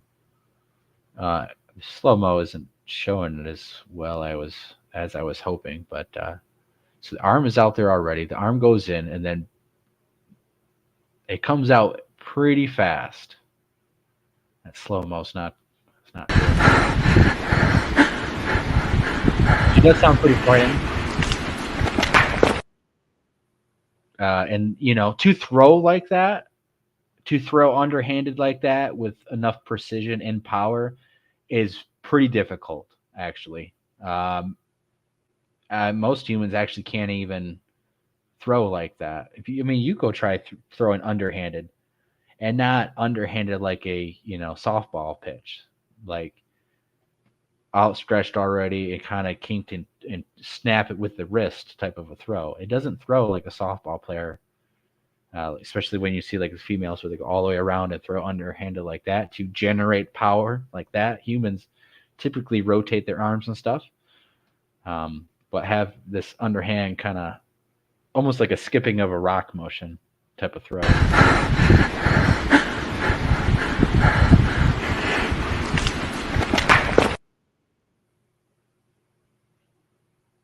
To me, that is pretty impressive. Like as a piece of evidence and footage, it is very impressive to see something being thrown, because to me that arm, it does move pretty fast, but it does. What was the video shot in? Was it shot in 30 frames per second compared to 60 frames per second? Was it shot in 180 compared to 720 and stuff like that? What was the shutter speed shot at? Most of the time, if it was shot on a phone, everything's automatic. But you, at different shutter speeds, depending on how fast you can throw a punch or throw something, it will look a little funky. So examples of this would be like when Bruce Lee first started making movies and came on TV, he would actually throw his punches and kicks too fast for the cameras to capture. And so he actually had to slow it down to adjust to the camera speed and the shutter speed at that time. So if you don't have everything synced up the right way, it might give the illusion of something being thrown a lot faster, or a particular movement being done a lot faster than it actually is. Or you can actually have a pretty fast movement seem like it's really, really fast, depending on how you adjust the shutter speed, the resolution, and everything else. So a piece of footage like this is a lot more interesting to me than one of these Bigfoots behind a tree, behind the fisherman, where it looks like it's transparent. Like that doesn't look transparent. It actually does pick up a physical rock. It does throw it a particular way. I would have loved to see how far away the rock hit, what it hit, how accurate the throw was and stuff, because it's pretty hard throw for a human to do that and accurately hit something and hit it hard too, because how far away was it, the distance of whatever it hit, how accurate it was, how powerful of a throw does it have to be tossed at to hit something far away, hit it with that amount of power and make the sound that it did. Is there any context to that video, or like what happened or what happened afterwards? That did you look into it, or? No, a lot of these videos that I've come across are actually being presented by other people. Oh. So it looks like there is this is what it's called. So if you look that up, I'm sure you can find hopefully the original post there and give context and stuff. But a lot of these that are being found on like shorts and TikTok and all that, they don't have backstories and stuff. They don't really, especially if you find them with the Squatch Watchers, they don't got any. As is sent to me, or what do you guys think? There is no backstory, or Well, it's from 2 years ago. Yeah, so. Oh, wait, no, it's not. It's from 9 years ago. Yeah, depending on who posted it when. Or even farther than that. Alright. So it's an old video. Yes. I think it's interesting because of how it throws it. You know, I'm not saying it's inhumanly possible. I'm just saying if that is shot at a legit and not tried to tampered with shutter speed and everything else, then it could be pretty impressive if that's the reaction of how it is launching its arm out there.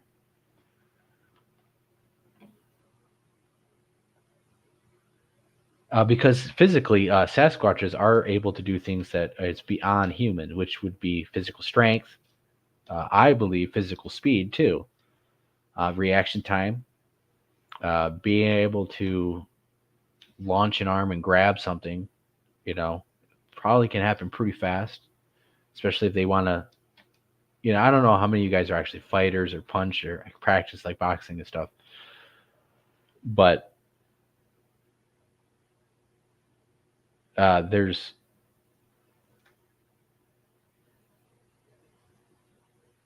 certain things that you can do and how fast a person can punch and stuff and how reaction times and stuff. And by seeing that and stuff, I can tell that's pretty fast. It looks pretty fast to me. If everything is legitimate and it's not tampered with, and that was actual real legit video, it looks like that the arm movement is pretty fast in real time. And, you know, to throw like that and to accurately hit something and to be powerful, it's not something some random person can get off their couch and go do on their first try and make it sound pretty good, unless it's okay. You know, it's Looks fake. like I found the original. It was from 10 years ago, and I found it in 1080p, so it like actually looks pretty good. Looks like he was hiking and came up upon him, and he saw him.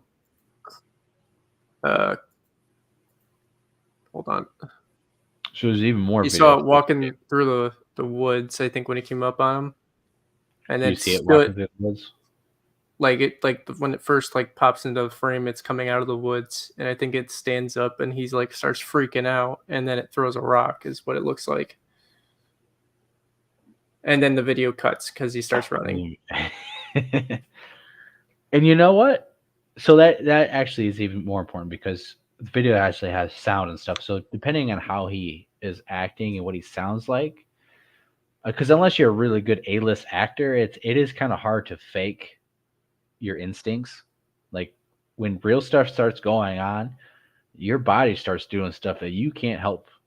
You know, you realize like, oh my God, I can't breathe. I can't believe I can't breathe. Like you don't have control of that and stuff. So like someone acting and trying to act like that, either you got to be really good, you got to practice it a lot, or like it's legit. You know, it's not like the Squatch Watchers where they're like little smile on their face, laughing. Like you can't truly fake fight or flight instincts on camera with micro expressions or even sound expression, micro vocal changes and stuff like that, changes in your breath, changes in your breathing, tone in your voice. So since it is so old, it could be CGI, just because like it looks like massive, you know. Well, I guess I could pull up the video.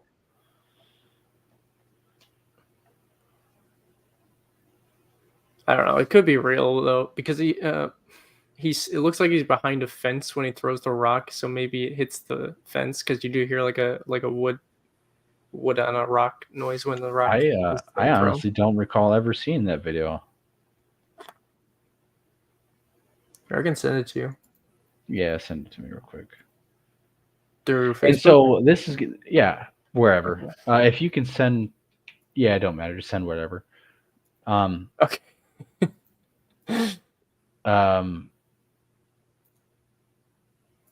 That's the problem too. Is some of these obviously all these videos are getting regurgitated with slightly different captions, different spins and stuff. So the information that like I would get on this video, there was no name of the actual video and stuff, and I can't even remember what the tags and headlines and stuff was, but it's just someone else regurgitating and putting different information on it, which makes it pretty much fake when you actually see a different cut up remixed video instead of going and investigating and trying to find where it come from and stuff. It's just on these lines and shuffled about and stuff. And of course, even I fell for the bait. I have no idea where it came from. I don't even know, because when you find these videos, it's like I've never seen them. How do you even look up these videos? Because I don't know what the title of the video is called, even if it's been around for 10 years and everyone else has seen it. Because even as a new person coming in and seeing these videos, it's like, oh my God, they're going off the information of what they see. And that could be from the Squatch Watchers saying that video came from like New Mexico and from whatever and stuff. And now all of a sudden this bad information gets relayed. And all right, so we have this video. We'll probably play it for you guys. Might as well get a little bit more context. I don't think I've ever seen this video. Maybe I have, maybe I haven't. It does not ring a bell. 20 seconds long. Oh, I think I might have seen this one. Oh, okay.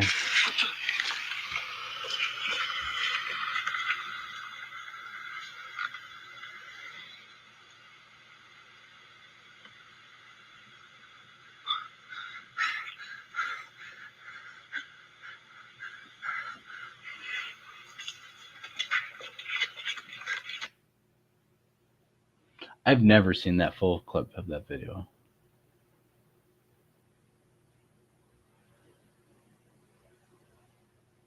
$11,000 views, 41 comments.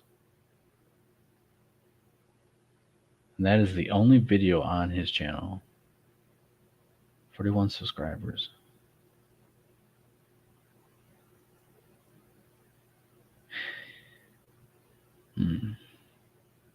So here's the channel and stuff. As you can see, he is not that. If that is the original poster, he's not made another video. Posted It's not. In the description of the video, it says this was most likely the same Bigfoot that was spotted a month ago, and then they say, "What do you think?" So I'm guessing they got. It definitely doesn't look as good in this video than the video I had.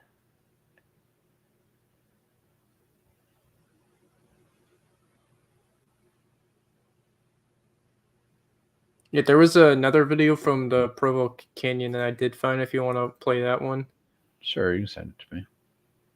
this one's 49 seconds, and I'm not sure about this one. I actually see it in this resolution and stuff. Yeah, it's a little better, but it also could be CGI just because how massive it is. I don't think that other video was CGI. I think that's physically there.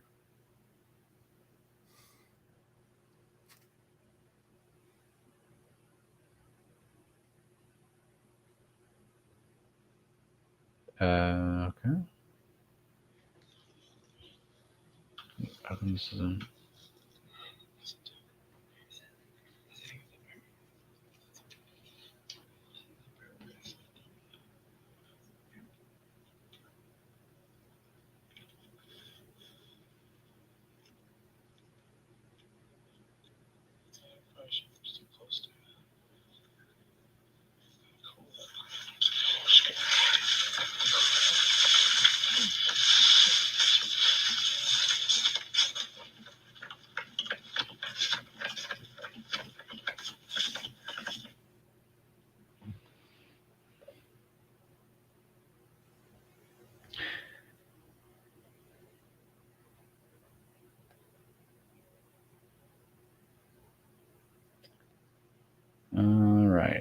And so that person, that's the only thing they have in there.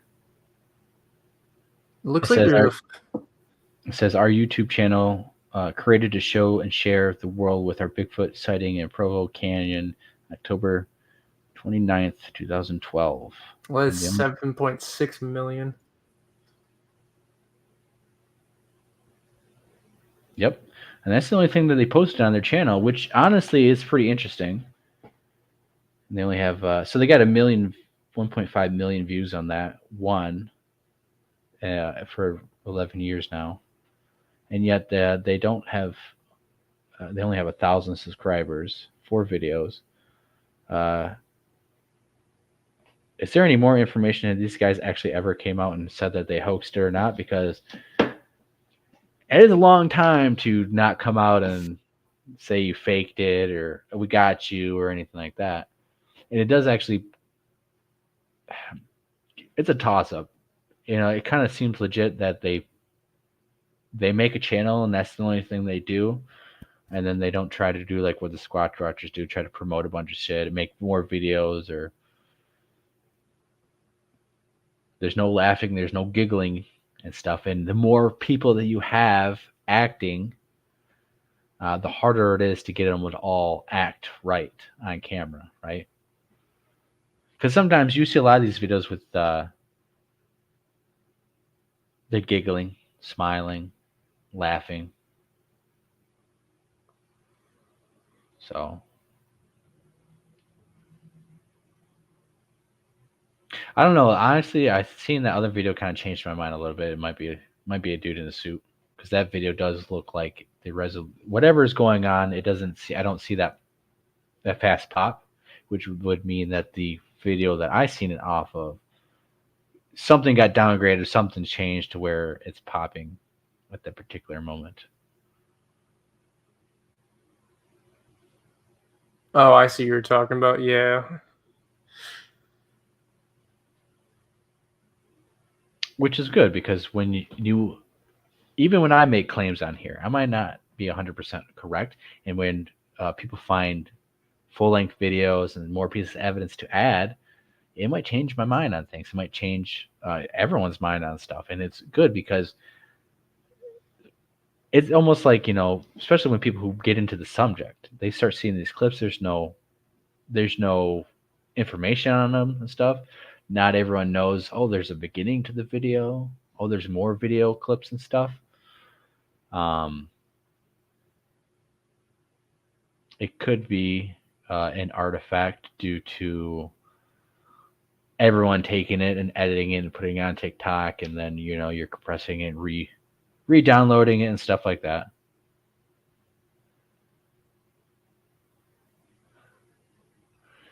No, I just think they're just they're very unprofessional. They don't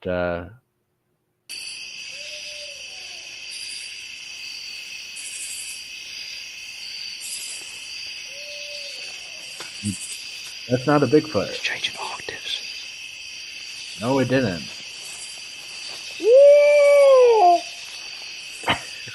They got that guy barely holding in his smile. Like, if you believe those guys and you think those guys are legit after watching and hearing an owl call and them saying it's Bigfoot, that is horrible. It's going to get a lot of people to watch them. It's going to get a lot of people to do the wrong sort of stuff or think everything's Bigfoot. And there is a lot of crazy, cool, weird sounds that are more than enough to think, on average, most people would think it's Bigfoot. That is not one of them.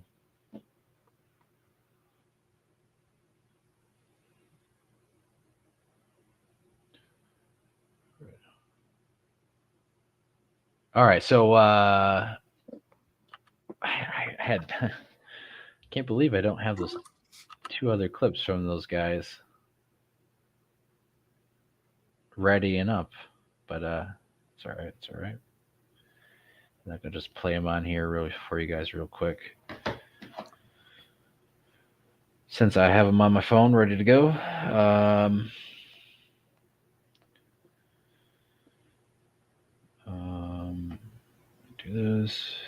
this. Oh, and I do have a little bit off the deep end video for you guys. That is, I think it's late enough now. Gets into a little bit more conspiracy things and some crazy things. I think you guys are gonna. I don't know. I'll get your opinion on it. Okay. Yes. I can't believe these didn't download. Oh, that's the picture. Yeah. I can't believe it didn't download, man. All right. So I will play these for you guys real quick. And I think these.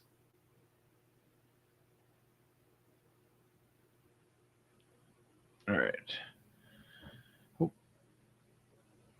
right, so here the Bigfoot is on a trail camera and stuff, and that they'll show, and it skips. It should be pretty clear. You guys should be able to see it, no problem. He will come out and move. So this is coming from the Squatch Watchers, the good old boys who can't tell the difference between a person in a white shirt and a shape-shifting skinwalker. So this comes from them. This is some trail camera taken from wherever. They don't even know. So there's that, and then there's another video that they posted of a trail camera. Yeah, and this one, totally, guys, totally, probably the best one of the best that they've posted. You can clearly see. Clear as day, obviously. The best trail cam video of a Bigfoot ever. And so I'll play that one more time for you guys.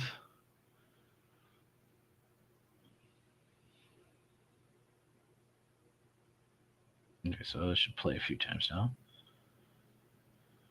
So the Bigfoot smacks the tree with the stick and then throws it at the camera, on camera, of course. So he, boom, smacks it just like a baseball bat, because I think Bigfoot grab and smack trees exactly like Babe Ruth, home run style. Home run style, yeah. And then it skips and jumps, and the next one it picked it up and threw it at the camera. Babe Ruth style all the way. Babe Ruth right there, home run. And that costume, to me, I know it's hard to see, but it very much looks like potentially that costume and the trail cam photos that I showed before. It's hard to say. What do you guys think of that trail cam footage? That was remarkable, wasn't it? Thank you, Siri. Remarkable. Now, does anyone have any information on that? Did that come from any other source besides the Squatch Watchers? Is there any other source of where that came from? Because, it literally went to baseball practice to learn how to hit like a baseball player. Exactly. Like every American boy gets taught how to hit a ball. As wild and natural as Sasquatches are, I don't think that they would hit the same way as us. The way that they would fight and hit things and grab things and operate tools, they have totally different locomotion and body movements than us. For them to even grip and come at it like that, they might not be able to even do that if they can't twist their necks a certain way and maneuver that way. I mean, we don't even know how they can maneuver and stuff, but some say, Patty can't, tilt their head and move this, or I should say some of the other descriptions are of they can't move their head. Patty does turn her head. To me, Sasquatch would have a totally different stance and approach to swinging a stick at anything. At anything, like if it was just one-handed and with a stick, I would have been sold more on that. But Babe Ruth style,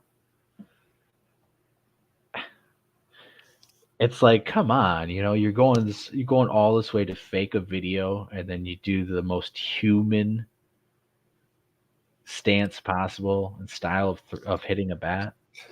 I gotta say, I don't know. I don't know. That one was let's play it one more time for that. I can't skip it. But yeah, apparently they don't know what this is. And so you can't trust their judgment. You can't trust what they're actually doing out there, because I think an owl is a Bigfoot changing octaves. They can't tell what this is. Every single Bigfoot video, even the Taliban So this wrestling video around was sent to Bigfoot. us from South Carolina. I know it's not much, but could it possibly be a Bigfoot or a shape-shifting skinwalker? I don't know. You be the judge. Let us know in the comments. I don't know. That summarizes the entire channel that they run over there. Is that right there? And it's ridiculous. All right. Wait, did the one that we just watched came from that channel too, or is that something else? Same channel. Oh, Same no. channel. The baseball bat swinging Bigfoot, same channel. All right, so we're going to I guess put the link in the show finally. I should have done that a little earlier, but oh well.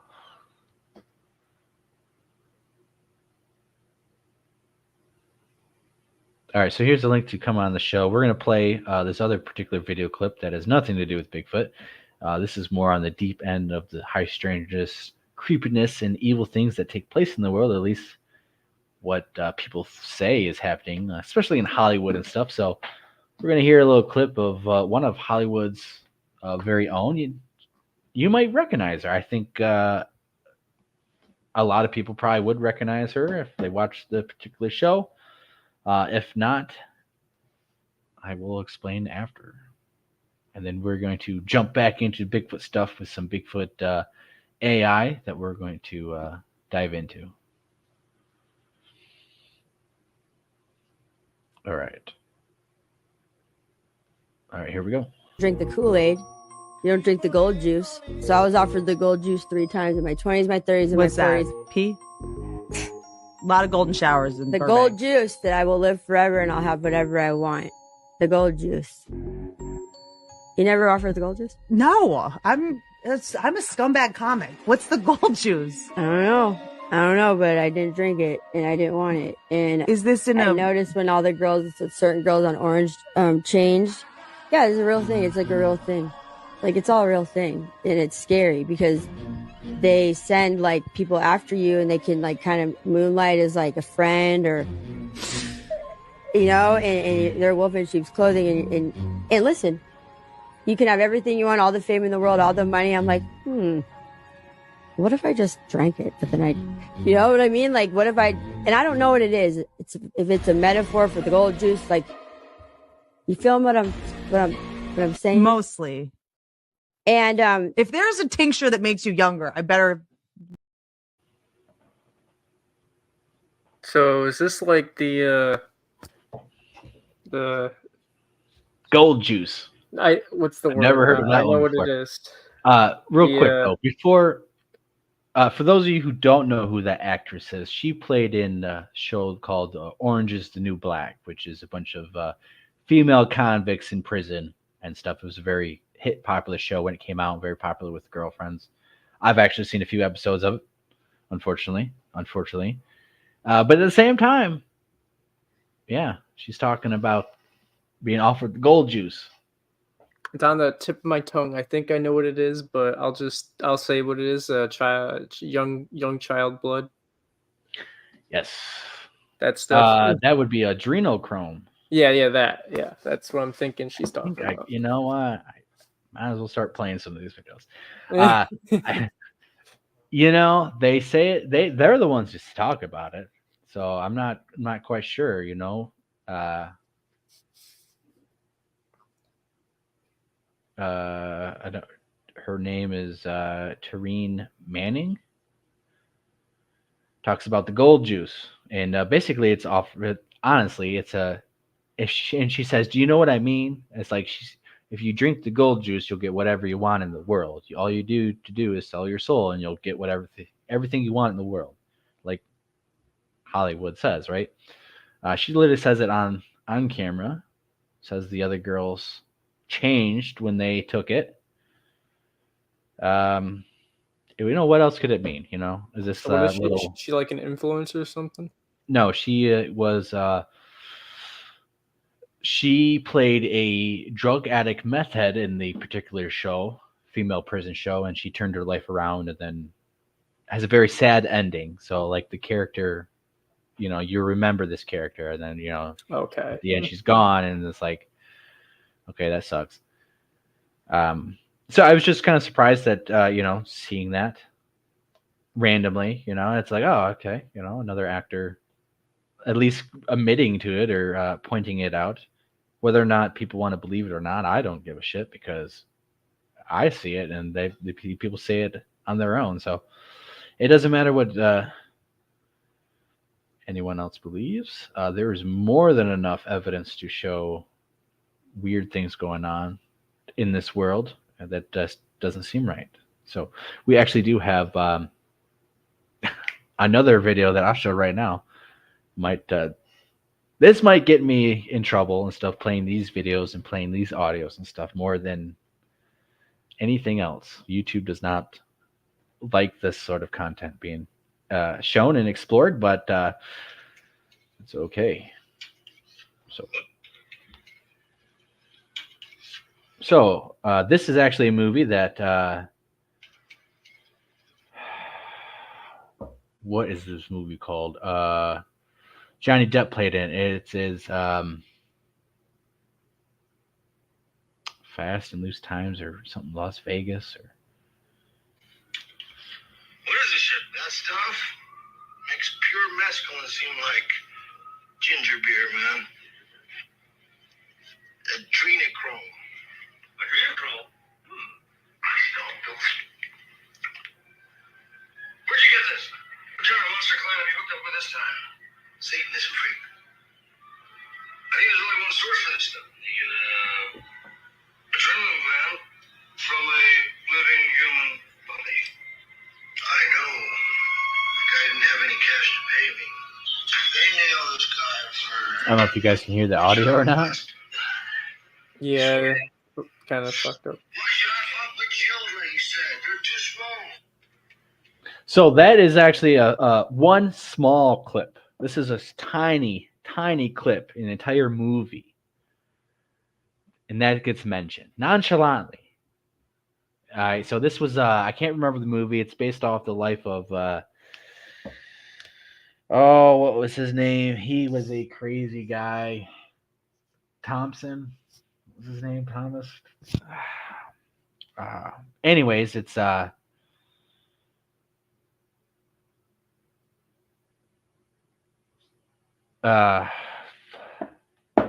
S.J. Hunter, or anyways, it was about this guy who basically his biography of going crazy, doing some crazy stuff, and doing Hollywood, getting into Hollywood and stuff. Anyways, that is a very, because they're all strung up and doing drugs and stuff and partying. That is a super small clip of them in Hollywood. Someone writing this script, getting it approved, being directed and produced of adrenochrome and being used as a drug. And where did they get it? From some Satanist dude.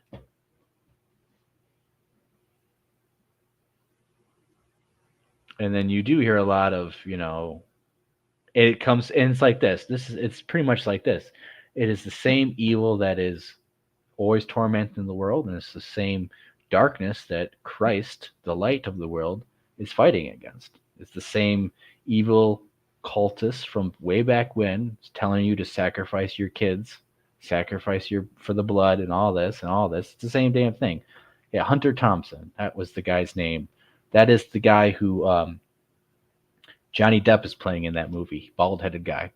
Hunter Thompson, there's quite a few different stories with him in Hollywood. And weird, some crazy stuff. Anyway, so that's a movie he made based on his life. That scene was put in that movie for a reason. And, he does speculate on some of the stuff, talks about some of the stuff in interviews. And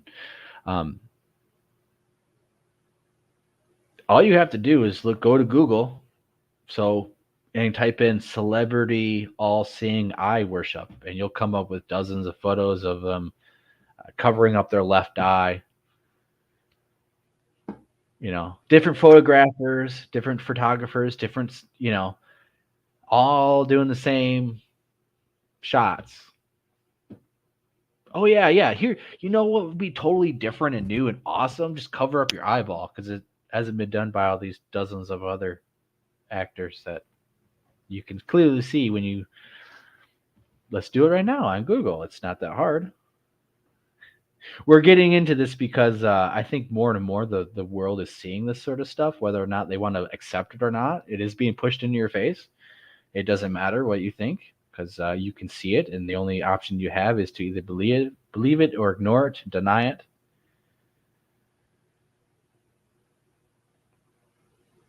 Oh, I got something for you. Because you can look up creepy Uncle Joe videos of watching our president going, walking up and sniffing underage girls on camera and being shooed away and hands being slapped away on camera. That is on camera.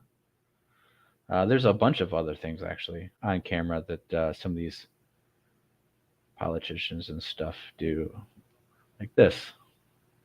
You want to know where this comes from? That comes from a video. This happens on video. This is taken from a video. You can watch that video online right now. Creepy Uncle Joe. I've seen that, yeah. Yeah. That's one of a few videos of Mr. Joe, Creepy Joe, Uncle Joe doing that. In one video, he gets his hand slapped away by another old guy. Because that's his family. There's some evil things in this world. There's some, Jeffrey Epstein. No one got in trouble. Jeffrey Epstein's dead. His girlfriend's in prison, but where's the list? Who's on the list? Where's the list at? Court case. They've already had court. Nothing came out. You think Epstein was the only island in existence?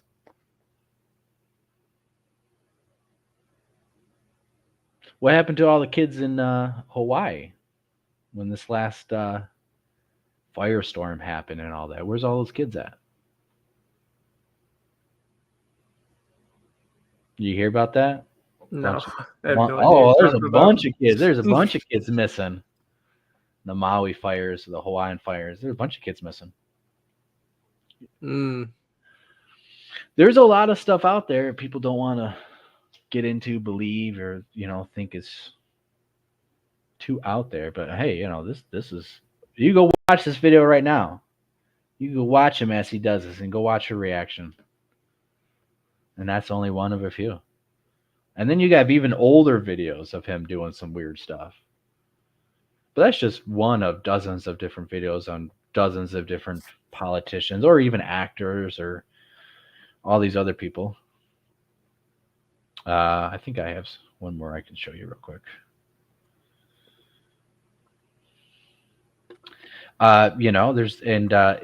It is definitely a different topic than Bigfoot, but it is high strangeness. It is weirdness, because whether or not you like to believe it or not, whether or not you're even religious or not, it doesn't matter. Some of these people full-fledged believe in what they're doing and what they say and the things that they claim. So, where is it? And it's It's crazy. There's plenty of videos out there you can watch of this Hollywood satanic cult. It's nothing new.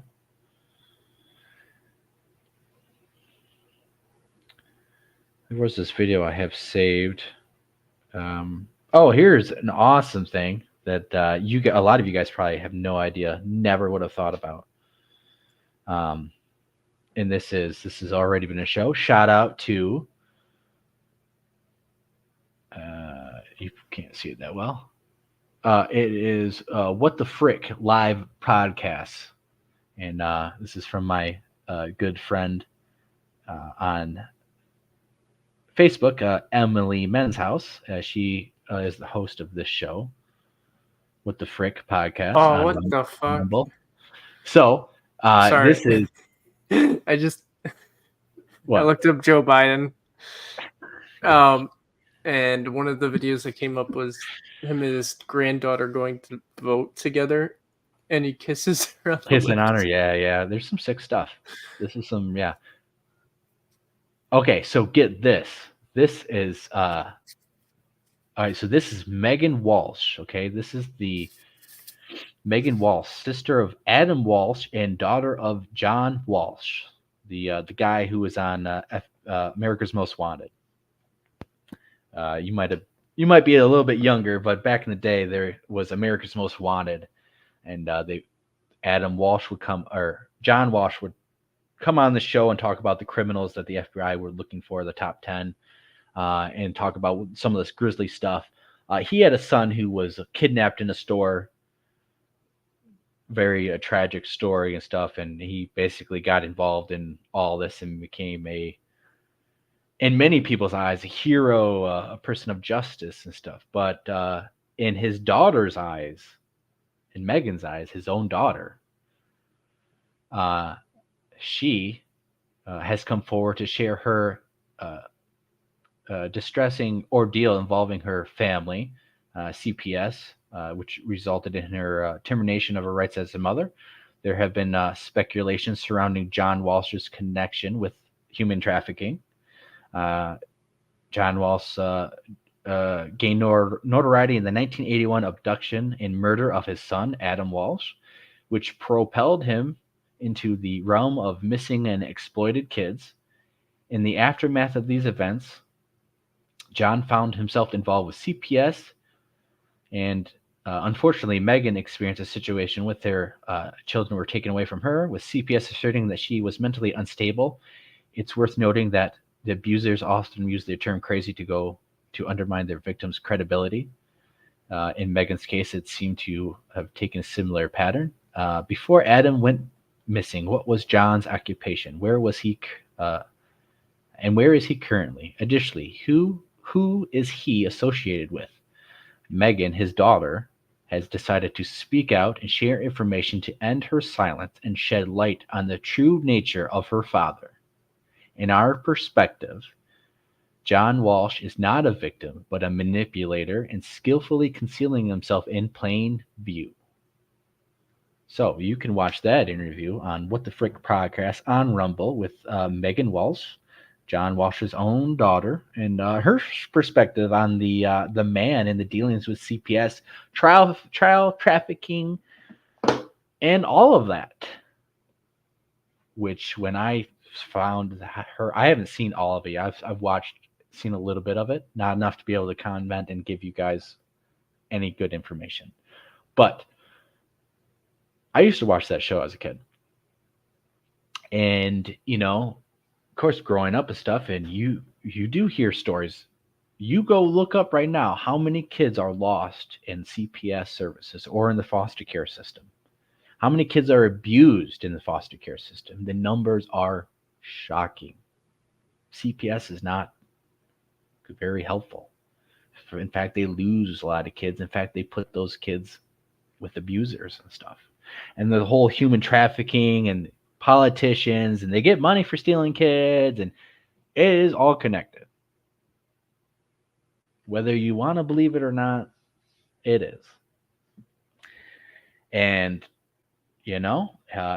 she's exposing it. His own daughter's exposing him and CPS and the pipeline. You can actually watch videos of right now of our own Congress grilling government members who are in charge of the border crisis, and there's like 80,000 kids unaccounted for. 80,000 kids who no idea where they're at now. They crossed the border. They had their prep talk. They got their speech on the rights, and then they got put with human traffickers, child laborers who are abusing them and exploiting them for work. I mean, this is all on record and full acknowledgement of these officials in Congress on camera during investigations. Oh, we definitely have some problems in our country. They're definitely allowed, and they're definitely being run by the same people that you vote for in each and every election. And it's not just federally, it's the local levels too. It is the local level too. It is your local city, police, county, state, feds. It's not all these elites in the shadows hiding in the shadows doing all of this. It's at every level, because that's the only way it works. And yeah, you watch videos of right now. I watched one the other day. It did make me cry. An investigative reporter down in Africa or somewhere going to buy a kid. He buys them to film it and rescue them. But it shows that this happens all the time. Yeah, you just go in this country and you go buy some random kid that there's no record of him. He's just some poor third world country kid. Boom, bada bing, gone, paid for. That's it. Never to return again. It is horrible. And it needs to be brought to attention and brought to light. And it's honestly more important than Bigfooting and stuff. A lot more important. So, if you're friends on my Facebook, you might notice that I do post pretty much almost everything else but Bigfoot on my personal Facebook page, because there's a lot of other things that are very important, even quotes and stuff. A lot of stuff I've been reading and stuff, very inspirational stuff, because there's this light in the world, the light from Christ and stuff, our God. You can't lose. And there's a lot of evil. A lot of people point out all this evil going around and all this adrenochrome and all these celebrities. Yeah, you can see all that plain as day, right? A lot of people see all that. A lot of people don't see the good in the world. A lot of people always question, how come God lets this happen? How could God let this happen? Where is God? But you see all this evil in the world, but you don't think there's a God. You see all of this playing around you. You can see it clearly as day. I'm sure that God is around there somewhere. You just obviously aren't looking hard enough. And there's a lot of as if people get into like the conspiracies or the truthers, and they get into a lot of this exposing this evil crap, you begin to see nothing but evil crap going on, and you don't see a lot of good stuff. You don't see where God is into this, and you don't. A lot of atheists and stuff would point out all the evil in the world, but won't acknowledge that the flip side of that if there is all this evil in the world, there must certainly be good in the world.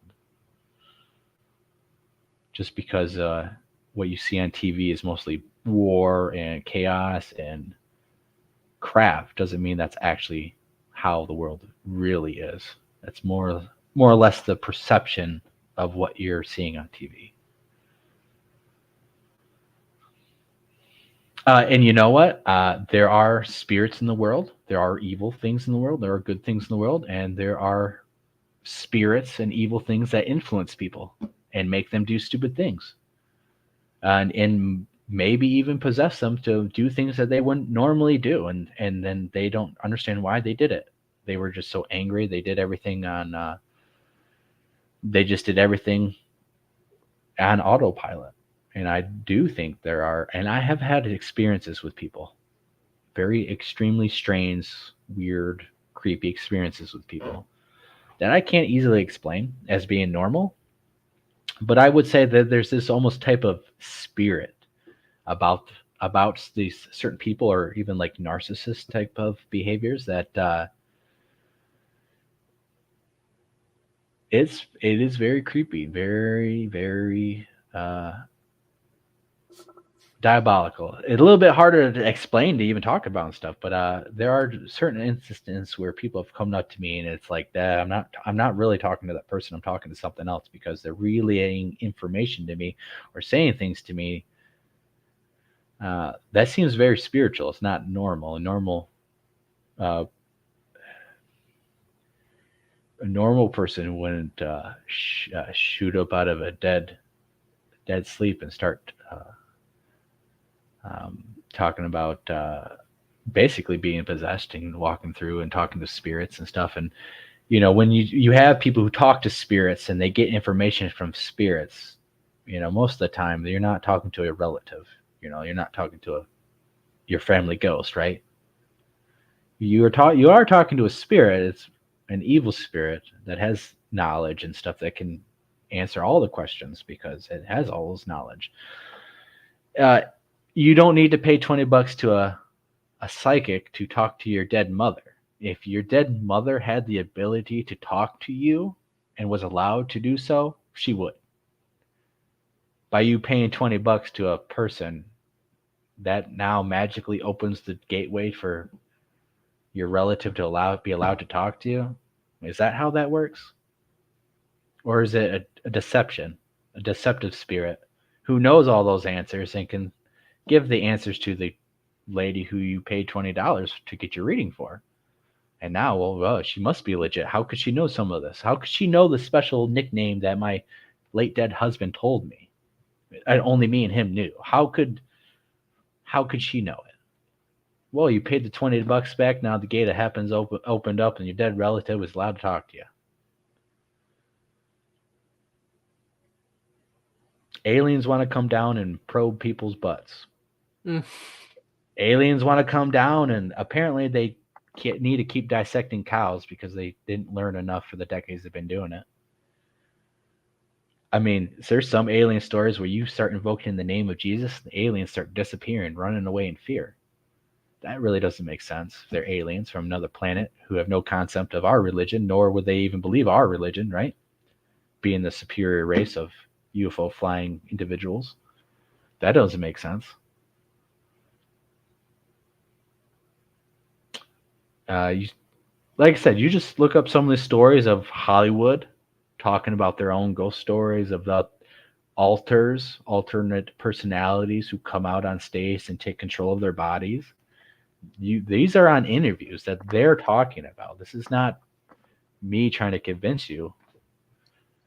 I could pull up a bunch of videos of them saying it. They can't go to sleep at nighttime without the light being on because they have too many nightmares and the spirits start messing with them. I believe that's Ariana Grande. She has to sleep with the light on. And there's a whole host of things we could get into. But right now I see some questions about some Bigfoot questions we'll answer. So we could have a whole another 2-hour show of this topic, and I could keep pulling up celebrity all-seeing eye stuff. I didn't find the other video I couldn't find, but it is not that hard. Celebrity all-seeing eye worship. I mean, it takes 5 seconds. I don't know why people think it's, so hard to see. Oh, man, you know what would be very unique is let's just get you guys to do this. Yeah, because no one else has ever done that. This is just one of a dozen. Here's more. Very, very unique, right? Very unique. Oh, here's the magazines. Magazine covers, What does that mean? I don't know. Symbolism, I guess. Not for us to know, right? I just, keep looking, keep going. I mean, it's more and more and more. You watch videos of these guys. You watch, Oh, here's another one. It's the hush, the secrets, don't tell. Yep. There's a lot of that. I think one of those is faked right there. I think that's Charles Darwin in the background. That looks fake. But hey, this is stuff it's online. I mean, here you have her. Didn't she come out with a little satanic clothing line for kids or whatever? Yeah, she did. Yeah, I thought so. Yeah. Yeah. And Louis Vuitton, right? Didn't they no, not Louis Vuitton. It was that starts with the B, and it means like it's a devil's name in Latin or whatever. Kim Kardashian is always wearing the product. Anyways, they got caught because they made a commercial with freaking teddy bears and gimp outfits, or being strung up and stuff, and very suggestive of kids and stuff. Of course, we know this guy literally twerked, made a music video and twerked on the devil's lap, and everyone loves the fucking song. I mean, it's a pretty good song. Why do you think it's a pretty good song? And a lot of them say it's not about music, it's about magic, about them hypnotizing you. You listen to the lyrics and stuff, and the artist is dancing on the devil's lap. Who do you think he's a bitch? He's a bitch to the devil. Who do you think? It's more of like a meme song, but yeah, it's just a joke. That's what they're always about. It's a joke. Yeah, I mean, you look at the black goo rap videos. They have a lot of black goo symbolism, bloodbaths, bathing in black goo. Let's look up black goo symbolism, since I know it's in a lot of black goo symbolism. It did not work. And then I'll give my comments on Mark Zasky. I know audio, you're waiting very patiently.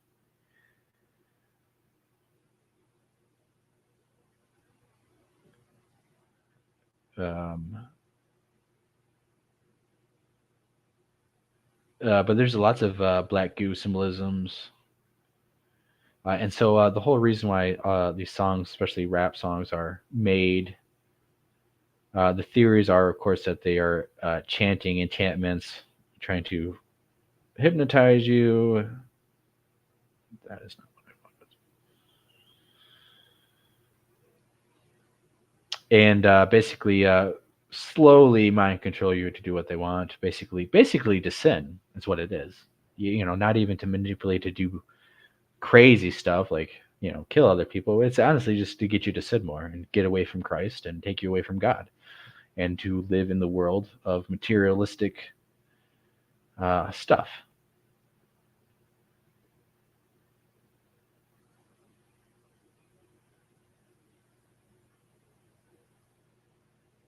It is not cooperating with me right now for some reason. Huh. But there is just plenty of black goo. I bet if I go into that YouTube, I can find it. Anyways, before we get any more into this crazy topic, I guess I should switch over. I know this is a pretty crazy topic that most people in the Bigfoot world probably wouldn't find appealing. You probably think it's very turn offish and stuff, but I know everyone can see it. Everyone does see it. And they have to make a conscious effort to either look away, deny it, or flat out go Agent Smith and defend it as, it's fine. It's not real. I mean, who's that fat bald-headed pop star who literally dressed up as a devil and gave a concert of hell on stage, on live shows and stuff? Like, it's being all normalized and stuff. 50 years ago, 100 years ago, that would never have happened. That never would have ever happened. But now it's like, yeah, half naked fat fuck on stage dressing up as the devil, licking and doing all this. It's like, and people think like nothing is going on, like this is just normal. like, no. There's nothing normal about it, and for people to accept it as normal is the most mind-boggling Twilight Zone reality that I can see, and I see it all the time. All right, so let's change topics because I'm gonna keep going, and I'm gonna keep showing more stuff, and I could have a whole show of nothing but just video after video after video after video of them doing this and doing this and do this, and the tunnels underneath Jack Nicholson's mansion, and Woody Harrelson. He's that pedophile fuck too. Underneath his house, yeah, Woody Harrelson. He's the guy who married his little Asian orphan girl. He adopted this girl when she was like 5 or whatever. He ended up marrying her. Yeah, I think that's the same guy, Woody Harrison. I'm probably saying the name wrong. Jack Nicholson. Back in the day, there was an interview of this woman saying that she got drugged and raped by Jack Nicholson and some of these other Hollywood A-list actors, and they had tunnels underneath their mansions interconnecting with underneath everyone. Of course, she was called a Looney Tune because Jack Nicholson is... Everyone loves Jack Nicholson. I don't know who that is. He played the Joker in the Tim Burton Batman. He plays... He plays in a lot of movies. He played in The Shining with the axe, the guy with the axe. Okay, yeah. He busts through the door and stuff. I played a lot of different movies and stuff. But so there was tunnels underneath his house. And you can find another interview clip of them doing construction and stuff, and then workers finding tunnels or something, or them talking about the tunnels underneath Jack's house and the surrounding houses. And this was years after the lady said that there was tunnels underneath these guys' mansions and that they were doing all this horrible stuff.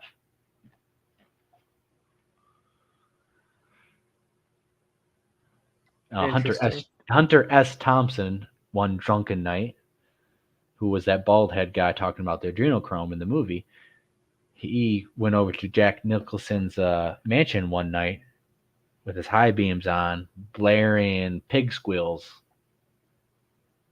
for whatever reason, to let Jack know whatever. I don't know. But again, this was the same people that the person who said adrenochrome and Hollywood and all this is going on. He's hanging out with the same people, the same stories of what they do. So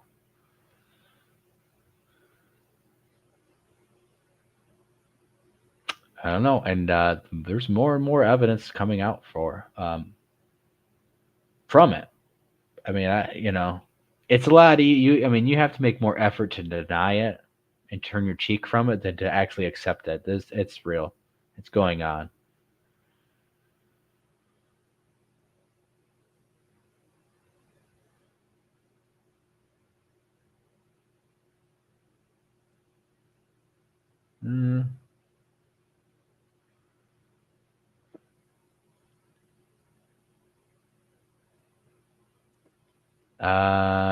You know what? There's a lot of things that I think might surprise a lot of people, mainly in which those of us who think that we're pretty much saved and good in Christ probably aren't as saved as much as we honestly think, because we do not devote our lives enough to Him.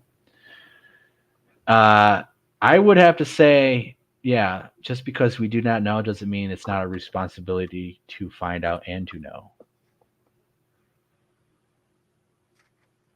Because if you watch a lot of after-death experiences, and some of these church people and Christians, they get told, like, all these works you're doing, all these good deeds that you're doing for yourself, is not going to help you get into heaven. It's not about that. It's about a relationship with Christ.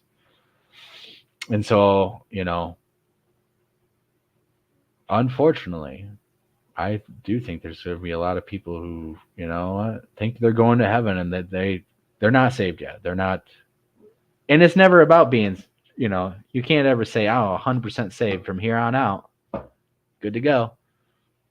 Even if you're baptized as a baby, you can definitely do stuff to destroy your relationship with Christ and get sent to hell. I can get baptized right now, and if I still sin and stuff and disobey God and have no relationship with God, I'm not going to get to heaven. If I go to church and read my Bible and act like a Christian, but I'm a piece of shit and still sin and do all this other stuff, I'm not going to get to heaven. There's a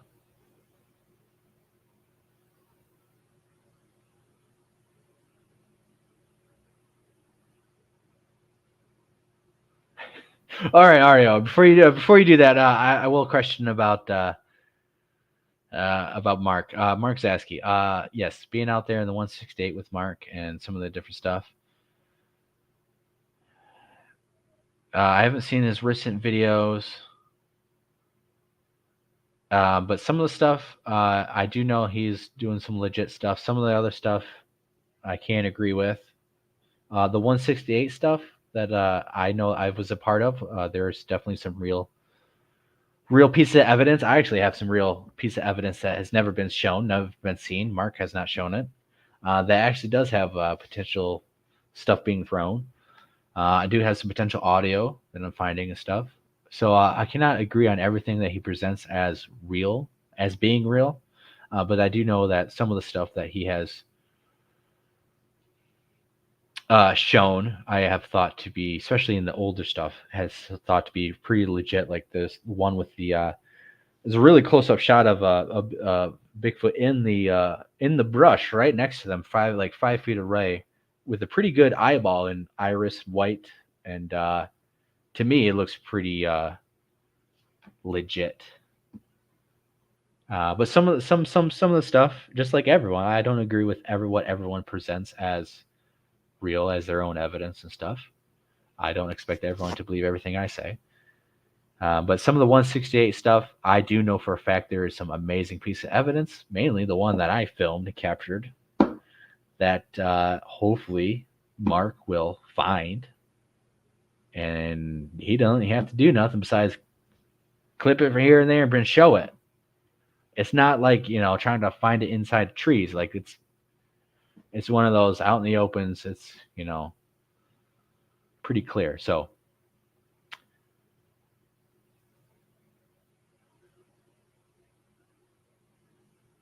Mark does go out in the woods. He does actually go out in the field. He does go into these areas. And so he's not like a lot of these researchers who stay at camp. He actually does go out there. So I've been out in the field with him. I've actually led people and Mark out in these places in some of the areas that we've already had activity and stuff. So I can't say that he doesn't go out.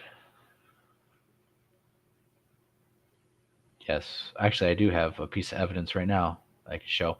But there is more evidence that didn't get shown, that has never been shown yet, that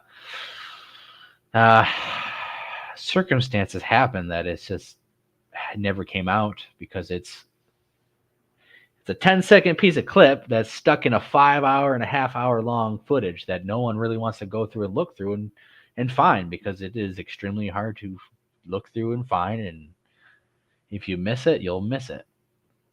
So there are other entities out there besides Mark who have this footage, but they don't like me, so they will not help with that coming out. One of which being the ex-government official who is now transgendered. He got his brain warped, and then he stole some equipment from me and some other researchers. And then the other guy who went to Texas and doing his whatever. He has a file of it on. He used to have a file of it on his computer, but he would never share it. I wonder why. Oh well, though. Yeah, I think that's. Yeah. Here it is. I was like, I know I have it.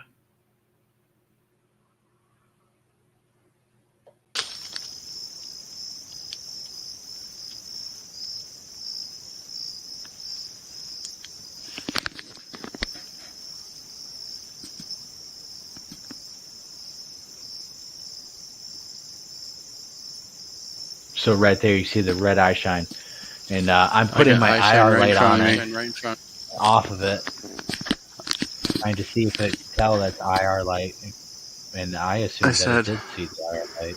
There's eye shine right here, left of me. Directly left. One eyeball. No? I think it sees the IR light.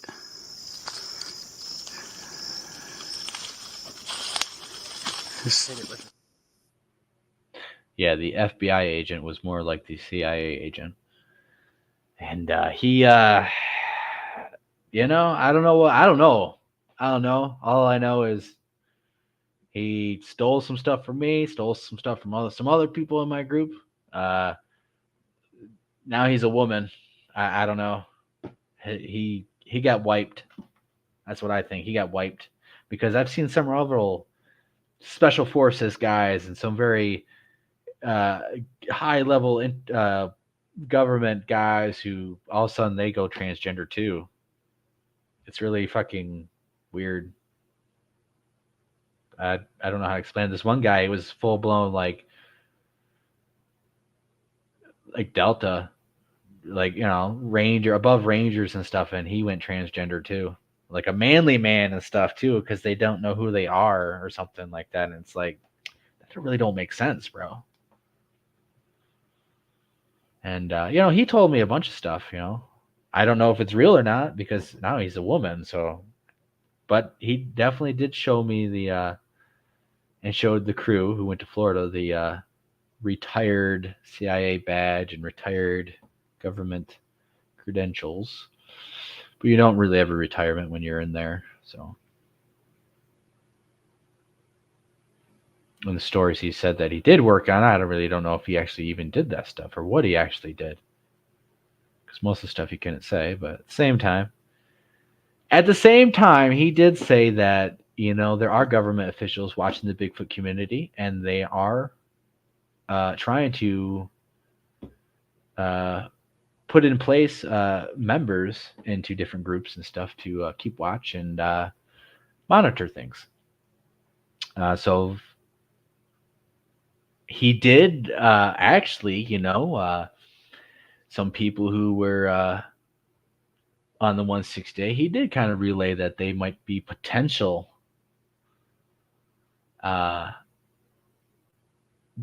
government like him, who just happened to be doing the Bigfoot thing now, but you know, might have had some vacations in Russia in their early years. That was pretty surprising. I ain't gonna drop no names, but it's like, I didn't expect that one. Wow. Of course, he relayed this information to us, and it's his word. I'm not quite sure if it's even true, but that's what he said. So, you know, makes you wonder. Will have to say that. You can contact Blake through Facebook. Yeah. Sorry, he's gonna run out of battery before you finish your spiel. I'll keep going and going, man. You can contact me right there. There's my email or Facebook. The Lost Cryptids Conservatory Facebook group. You can find me. I'm posting stuff. Obviously, the group creator, administrator, whatever. Find me, message me, the Lost Cryptids Conservatory page, and all that good stuff.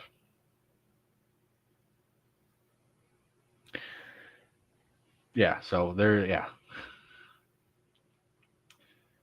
It feels very refreshing. It feels like I can keep going and talking because I haven't been on here in a while. So, like, I feel like I just have all this energy to keep going and going and going. So, you know, there was some good people at the 1/6 day, and there was some crappy people, and there was some people who I think is full of shit. And this is my own perception of it and stuff, you know. Maybe they're totally different at their own home base of operations, and they do things totally different. But, you know, there was there are some people who like to talk and explain of what they would like to do instead of actually just going to do it and spending a couple days thinking and talking about what should actually be done instead of just going to do it. And I would say the team leaders who are appointed as team leaders were not leaders at all because they, I mean, hey, it's the first time doing all this. It's hard to manage people and to get them to all do what you want and to do this and do that. But at the same time, like Mark Newbill, I was not impressed with him at all. Actually, I think I probably listened out in the field. Or was that one time I was with him for a pretty long time, but like within a half hour, it was pretty apparent like that whatever they're doing on their own and they get their whatever, okay. But when he came to the 168, all he did was talk and come up with ideas that they never did, and then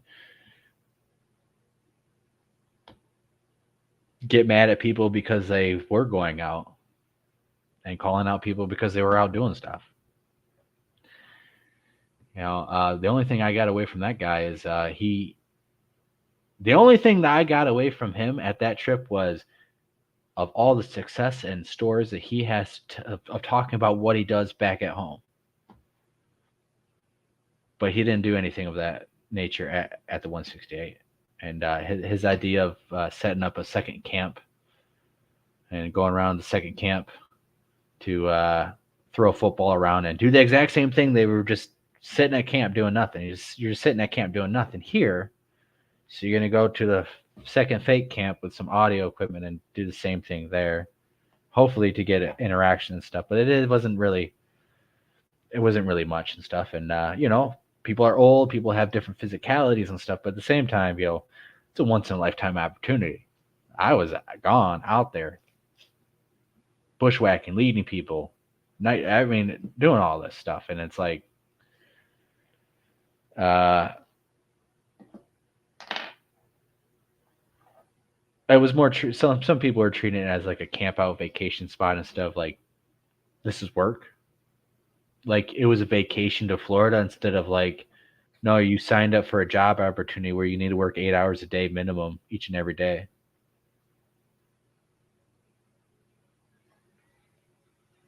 Yeah, from the stuff that I've seen, the comments and the shows, and there's some stuff that I could pull. I don't think he's legit. I think that some fishy stuff about him too.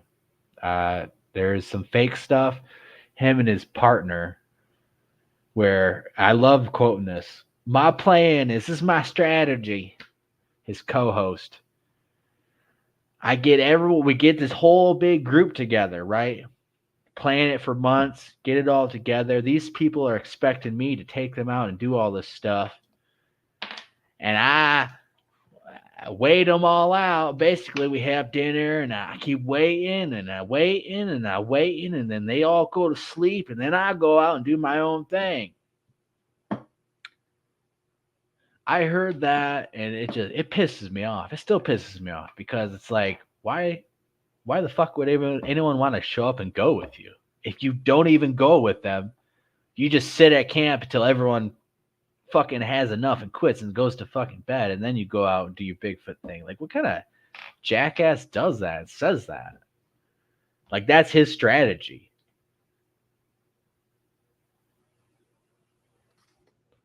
And all this, you can hear him. The one guy, I can't remember his name, blonde-haired dude. He was a part of some other group and some live show. He got attacked on live. Well, he ain't running with that group no more. Now he's on this show and, talking about his stories and all this and all that. And I think it's just for show. Do they sometimes might have some cool, crazy, maybe, I don't know. I haven't seen every single thing to determine that. But from what I have seen, it seems like it's more bullshit than anything. And they seem like down-to-earth, amazing, nice guys. Get the shirt off their back for you. But if you go on a Bigfoot research expedition with me, I can guarantee you won't be waiting at camp, and we won't be waiting at camp until you fall asleep before we go out. We'll drag your ass out there. We'll do it anytime. As soon as we get up. Everyone get up. You're ready. You warmed up, take your shit, all that. Okay, let's get up. Let's go. I mean, there is not much time spent sitting around doing nothing. Because my philosophy is it's not a vacation. We're not out there to camp. We're out there to do a job. We're out there to put work in. If I wanted to go vacation and have fun, I wouldn't be doing that. And people don't take it seriously. And then that's the excuse of, well, why are you taking it so seriously? It's just a hobby and stuff. Well, then, okay. Well, to me, it's a little bit more serious. To you, it might be a little hobby. That's why you're not really serious. That's why no one expects any evidence from you, expects stories from you. So some of these things that I've seen and heard from them that I didn't like. We have this good. You explain this good ass idea of all this stuff that happens back at home, but why don't you do it here at Florida right now? Here, right now. It's about time to go out, right? Sun's almost down. It's not as hot out, right? I think a lot of people weren't trained, didn't expect Florida to be as hot, as grueling and demanding as it was. But after the first 3 days, hey man, it's still gonna be as hot. It's gonna be 89 degrees all day, every day, for the next 3 more days that we're here. So, what are you gonna do? You gonna sit at camp and complain it's too hot, or are you just gonna go do it? Who gives a fuck if it's too hot? Okay, you're too hot. Oh well. Go out there, pace yourself, sit down on a tree, rest yourself, get water, do whatever, okay? Oh well, go out there, do something. And that's why the next 168 was going to be totally different, much more strict in command. I do know that there was some shenanigans and some drama going on, and some people definitely did not want me to go on the next one because they've already bitched and complained to Carrie and to other people to try to get me kicked off. Of course, that didn't work because I'm always invited. Because I put in the work and do the work. And I ain't the one to bitch and complain to the other people about other people. Like, I could give a crap who shows up on the next one. I don't care. I'm going to do my thing. I'm going to do what I know I need to do. Have a good night, audio. Robert asked, where was the video of eyeshine taken at? Florida or Michigan? Robert? The red eyeshine was taken in Florida at the 168. It was actually the last night, actually, it was taken. Or, yes, the last night. In the documentary, it was kind of portrayed as happening like during the middle of the week. But it was actually captured at the very last night by me and my crew. The way that Carrie wasn't able to see all the footage and stuff, and he didn't have time, and he was very disappointed that certain sections should have been shot in half-hour segments. So you run in the camera, okay, it's a half hour. Stop camera. Okay, turn the camera back on. Now you have a new section. So you don't have to look for a 10-second clip in a 6-hour video. Yeah, that's what I usually try to do when I'm recording because I hate going through long footage. And just because camera storage as well. And that is one of the struggles, is because everyone did it. I mean, I did the same thing. Everyone did it. And so we have like a couple terabytes full of massive amounts of data that, frankly, no one has thoroughly gone through. And the only person that I know of doing it right now is Mark Zasky, because he's the only one who actually has all the data. There is that one government transgender whatever dude who knows what has become of the hard drive, second copy hard drive. So as far as I'm concerned, Mark's the only one who has the evidence to get anything from the 168. And there's still a lot of stuff to be looked at, audio to be gone through. I have my own stuff. I just found some new audio evidence off of it. So there's still a whole treasure trove out of stuff. And you know what? There was a big, when Carrie died, there's a lot of drama fest, and of course you guys know about it, and people didn't want Mark to have. He already had it. He already had all the hard drive and stuff. A lot of people didn't want him to have it. A lot of people, want, of course, give property back to Linda and all this. And there's a lot of shady people who jumped ship and went from this side to that side and was on Linda's side, arguing with me about, getting copies from Dave and giving it to because at the time I didn't fucking know Linda and Mark going at it and at this, and this was before Mark started saying all the shit to Linda. It's like, yeah, there's a copy of the hard drive that Dave has that we should either give it to Mark or whoever's going to work on the videos. And this one bald-headed Michael Brett Michaels wannabe. He's the Brett Michaels wannabe. He dresses up as Brett Michaels, and he's a bald-headed fuck.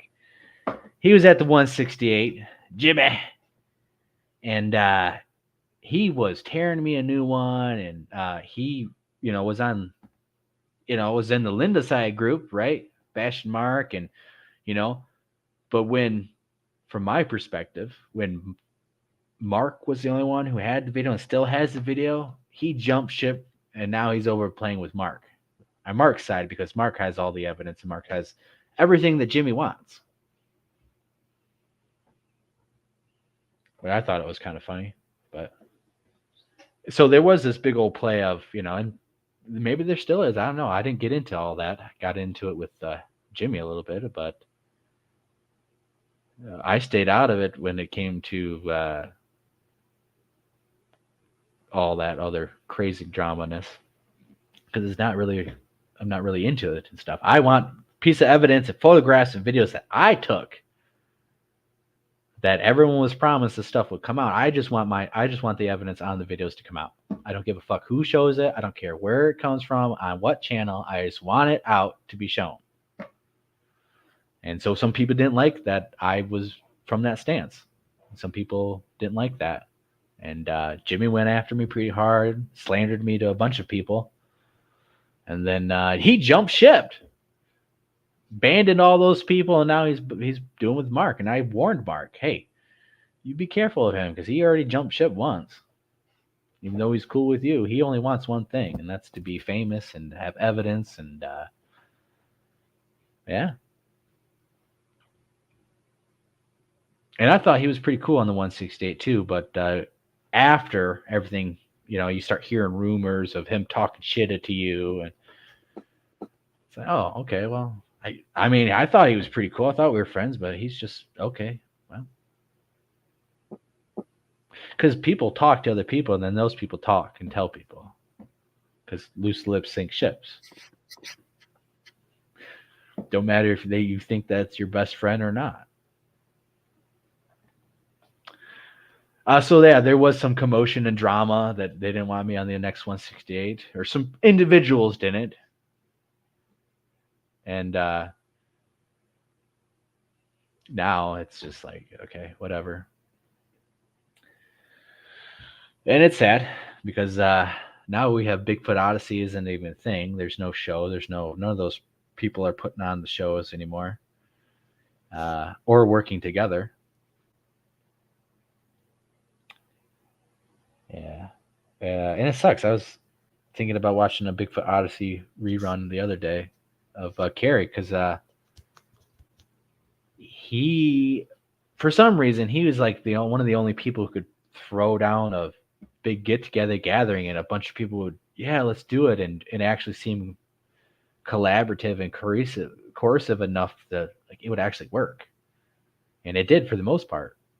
And like everyone would listen to him. It was like he was a leader in the Bigfoot community, whether he wanted to be or not. He just had the energy about him, and everyone knew it. Everyone gravitated. And I called him boss several times, because it's like I felt like, I'm here for work. I'm like, this is work. This isn't child's play. Like, you look at the interviews, he gave, and we gave going into the into this and during the interviews and stuff.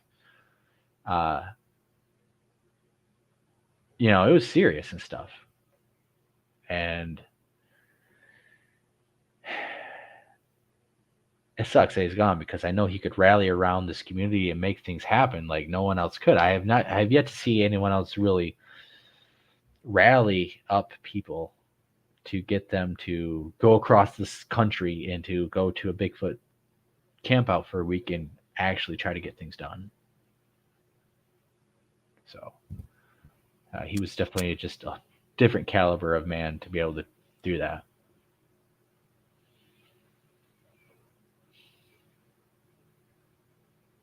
He was a nice guy and stuff, and he a lot of drama went his way. A lot of people had problems with other people, and they would bitch to Carrie about it. And Carrie is always one to make his own decisions about a particular person based on his own interactions with that person. And so that's why, he was friends with everyone and friends with people who were not friends with everyone else and stuff. And a lot of people didn't know why and didn't like that and stuff. It's because he had his own relationship with every person, and he based that relationship off firsthand and not what other people said. He would take into consideration, but at the same time, actions speak louder than words. So, and I, very thankful for that, because I definitely was getting shit by the end, and I was wondering how the next 168 was going to go down and stuff, because it was going to be more legit and stuff. But you did have some people trying to be leaders who don't know what the fuck they were. I mean, he's transgendered now, so obviously his mind was scattered about and not qualified to lead anyone in the woods, let alone in Florida. But a lot of people were just involved for the wrong reasons, I think, trying to just be famous, trying to get famous. Like, there is no fame in this. Like, you'll be so famous to be put on TV and to be laughed at. That's as famous as you'll get. You'll be put on TV and then you'll be laughed at by 99% of Americans in the world. So, is there anything else you guys want to talk about? Carly Kid, you got anything? There was a question. Yeah, what from Raptor? This one? No, yeah, down. Sorry. No, at the bottom. Bottom. Yeah. Do you not see it? That one. This one? Okay. Yeah. Are Caller Kid and Blake, are you guys taking people out and researching certain areas? We've taken some people out and stuff. No, we don't take people out to our research areas, because we like to keep them secret, because the more people you talk and tell them, the more people they talk and tell to, and then people try to show up, because we already have a group of Michigan researchers who half of them love us, half of them hate us, and are constantly always trying to figure out where the fuck we're going and trying to go to the exact same spots in hopes of that they'll be the ones to get interaction at that same spots, because as big as the state is and all these other spots that supposedly they're getting evidence of, for some reason they want to always know where we're going and what we're up to. Mm-hmm. Just fine by me. But at the same time, I don't want the general populace to figure out. Like, say if we got popular and we became popular, like Squatch Watchers, and we start getting 100,000 views of video, 30,000 views of video. There could be dozens and hundreds of people that want to show up at these locations to search around. They might destroy the area. They might push out a Bigfoot. They basically would ruin the area for us, and we would have to start all over. And it's not something I would like to do. It's not something I want the Bigfoot to deal with either, because it's not a good situation. Because you're going to have untrained people who don't believe in Bigfoot, kind of semi-believe in Bigfoot, out there doing stuff, destroying the environment, or getting themselves in danger. And this is kind of like a,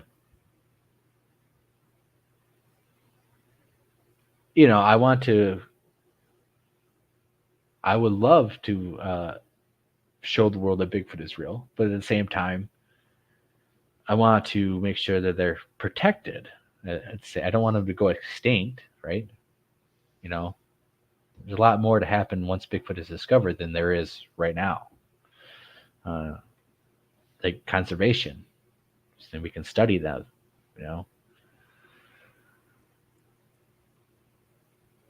But we do take some people who I invite personally or who seem to be of the right discipline and mindset that they're not going to be stupid. Because I have invited different researchers from Michigan, and there was typically no rules, just be professional, and sometimes they would get shit-faced drunk, and then they're unreliable and a safety hazard and all this and all that. So some random people come in and thinking, oh, it's a vacation camping spot, I can booze up and then we can go. No.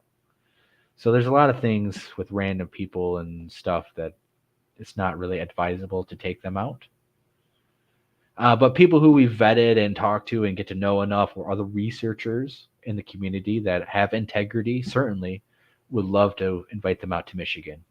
And there are some spots that are more commonly well known that we are definitely not afraid to let other people know.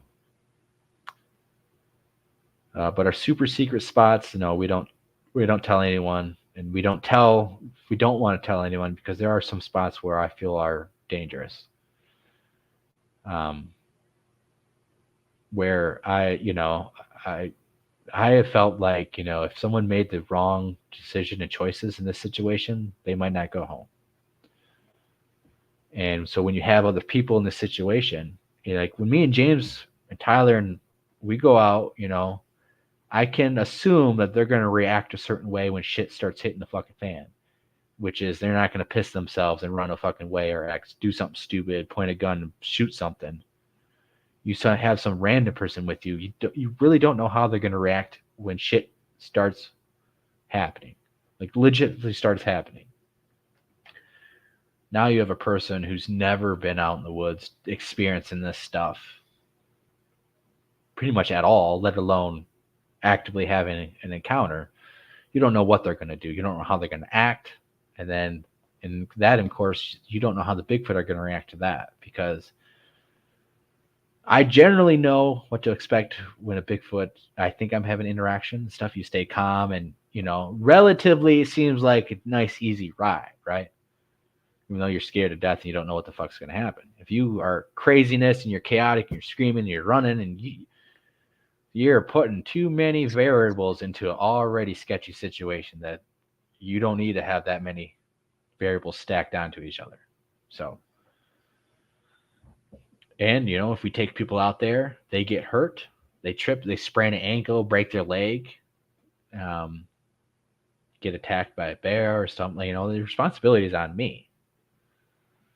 They might not sign any contracts, they're not paying any money and stuff, but it's my responsibility. I'm the one leading people out there. I'm the one taking charge. People are looking towards me to lead them.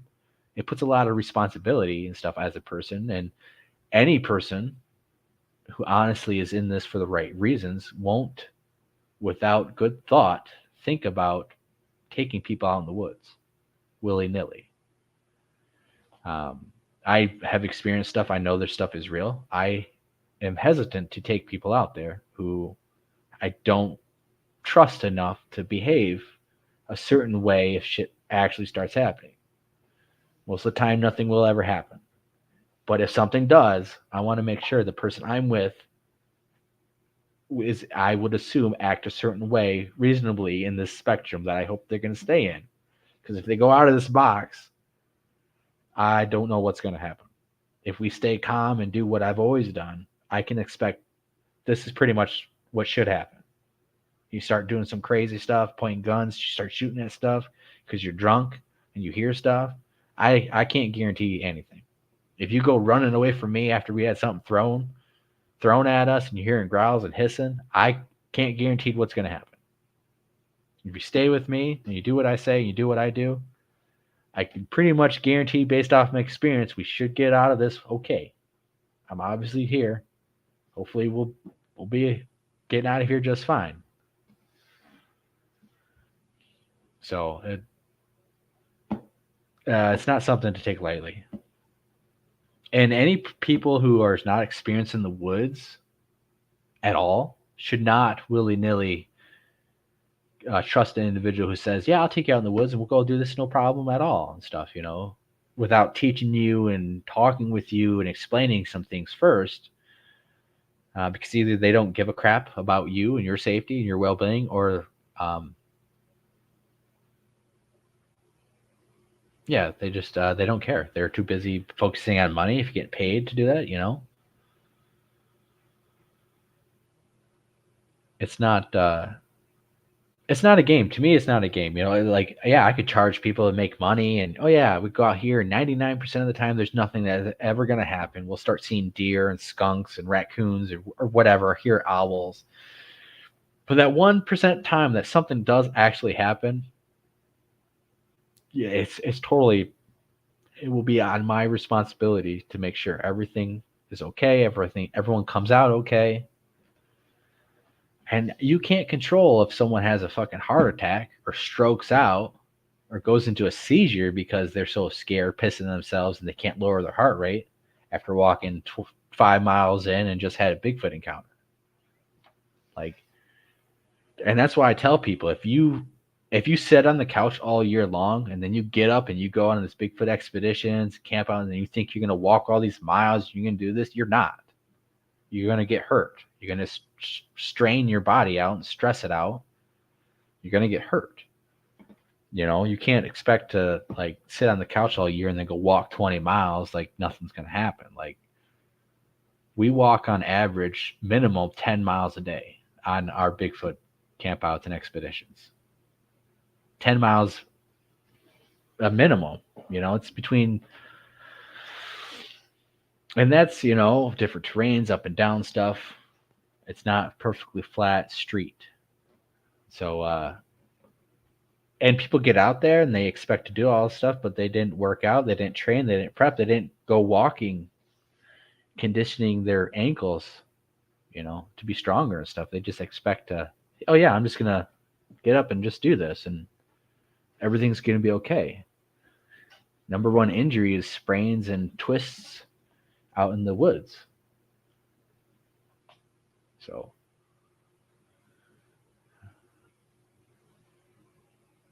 because when I take people out, we're going to go into real areas where real Bigfoot stuff is going to happen, not some fantasy land where the Squatch Watchers will take you and will gladly take your money without care. I'm a little hesitant, even if you're giving me money, because it's this is a real undertaking. There are some possibilities of some bad stuff happening. So,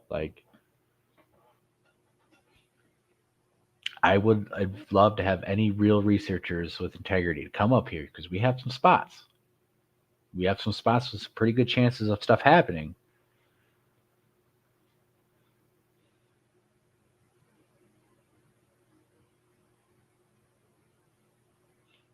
So,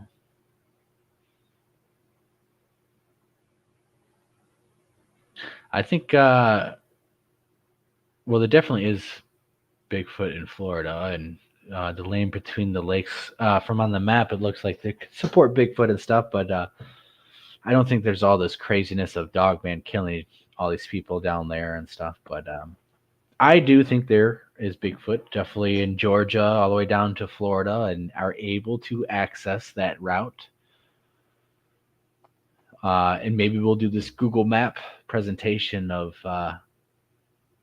showing why I think you could easily travel from Florida up to Georgia. And we did take the road trip down there, and there is beautiful, gorgeous American scenery everywhere and habitat that can support Bigfoot. There are plenty of rural spots in all these different states to support these guys. And I think people don't give them enough credit to think that they're not intelligent enough to survive in Florida or in some of these spots or navigate around our civilization for them to thrive. I think that if that was the case, we would have so many more bodies. We would have so many more videos and pictures and stuff. We would have so many more evidence. But they're at this level of intelligence that is such a mystery to us, very perplexing and stuff. Because how are they able to navigate and avoid cities and how would they know if there's a whole nother city across 10 miles this way and over underpasses and highways and like. I think it's just it doesn't give them enough intelligence because we haven't have enough bodies. They're still undiscovered, and yet we've since 1967 till now we've progressed incredibly. We have built civilized everything up so much more, bigger buildings, everything way more expansive. So we still haven't solved the mystery. All right, is that anything else? We'll probably be shutting down. 3.5 hours is a pretty good start back up after a break. So, unless there's something you want to talk about, I'm all good. I'm tired. I do have a bunch of stuff in the back burner, like incredible piece of audio evidence that was given to me by a witness. I still need to put it together in a little bit more flavorful video that generates a little bit better views than what I would normally expect to get if I post this. As much as support I get from you guys and stuff, some of the stuff really needs to get, viral. Like the Sasquatch watchers, they post like a dude in a white shirt and they get like 30,000 views and stuff like now. So now I have an actual piece of evidence from a witness that I think sounds legit. Like how do we get it to all those people who are watching this fake bullshit? Like this is a real piece of evidence that needs to be seen and needs to be spread out. So, hey, people in the news see it. Hey, zoologists see it. Scientists see it. Audio experts hear it. Like, yeah.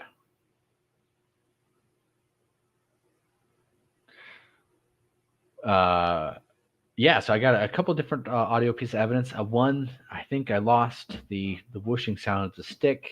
It's on the other computer. I don't know. It might be gone. I am very sad about it. But And what happened to your computer? Well, I had to get a new computer, so it's. Yeah, what happened to the old one? Is what I'm saying.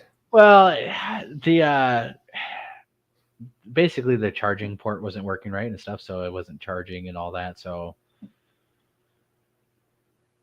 Can probably take the old hard drive and put it onto your new computer. I'm definitely not doing that. This computer's better. Want me to or there's like a Geek Squad and stuff I could take them into. Yeah, you could do that too.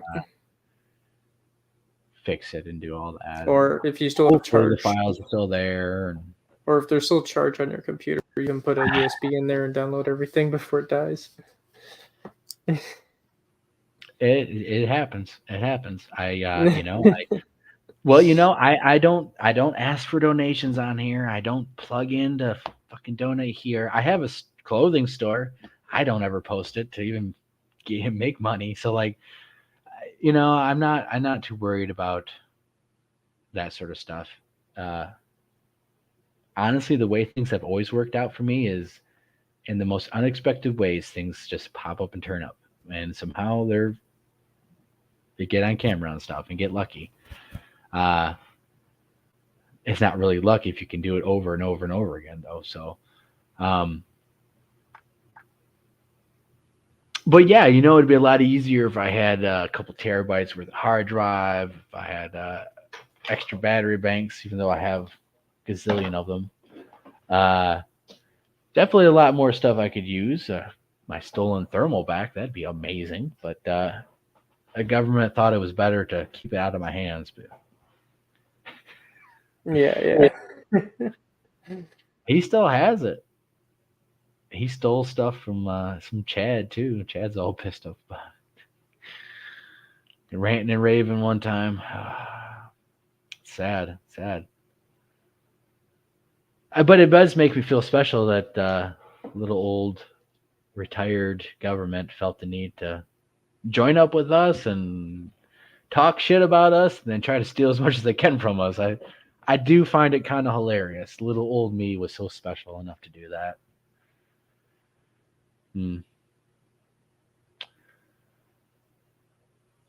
Well, if we ever do get the thermal back, it will be quite the day. I don't think that's ever going to happen. I don't think that's happening now. That's what happens. Hey, you work for the government for a couple of years, you retire, you join a Bigfoot crew, and then all of a sudden you start wearing dresses and acting like a woman, and you totally mind gets fried, and zip, bada bing, bada boom, problem solved there. That problem solved itself on its own too, because they actually set up their own clothing stuff, and we're still selling shirts to people, trying to say like, yeah, they're the lost cryptids still. They weren't trying to make money off it. And people who worked for the government in that capacity should certainly know better and have such higher standards and integrity. But as I've learned personally, that is definitely not the case. So the next big talk show you're watching, the Bigfoot community you're watching, look around and try to figure out, where did these people come from? What's their backstories? What's their previous line of work? Was it government? Was it federal government? Well, and how exactly did they wind up doing the Bigfoot thing?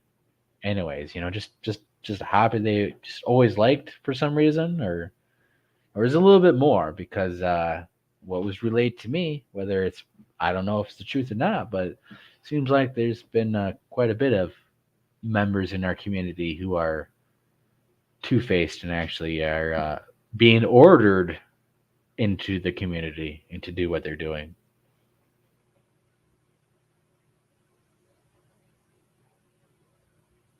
So, all right. If there's anything else, Raptor, I know you made a comment like 15 minutes ago. Hasn't changed because no one else has made comments. That's why. And I'm pretty sure everyone's sleeping. Yeah, well, and it's the first time back. I didn't advertise everywhere. I only did on my personal page, the group, and no, I did five groups. I did my other groups that I manage. All right, I think that's about it, guys. Until the next time, we will catch you on the fly. Please check out some of our documentaries with some evidence. A really good one that you can find some good piece of evidence is the Allegan Expedition, Part 1 and Part 2. Part 2 is has a very large, has actually vocals being sound. The ex-member who was about shitting his pants there, you can tell how scared he is. Stuff gets thrown in the creek. Massive sound, massive power. A lot of good stuff on there. And if you look at some of our older stuff too, our older expeditions, big videos, the Waterloo expedition, there's actually some unique audio piece of evidence towards the end. And it does have our story of the drumming sound during the thunderstorm and all that. And I am putting together some newer stuff. And that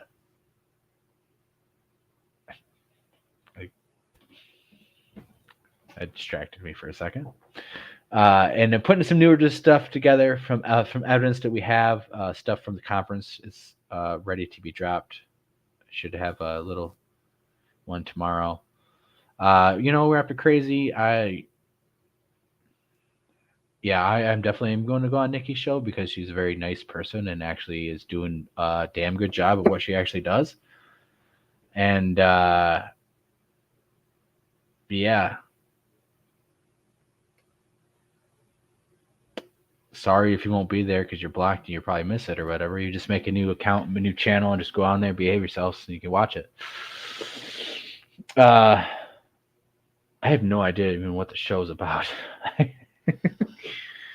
I am going to plug her show in extra because of that, Raptor. That did not sit well with me.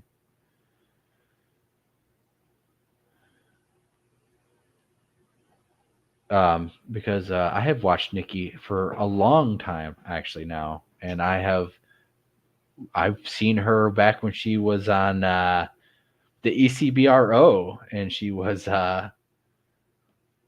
way more skeptical and totally different than what she was is now. Her stance is now and stuff, and I think she is definitely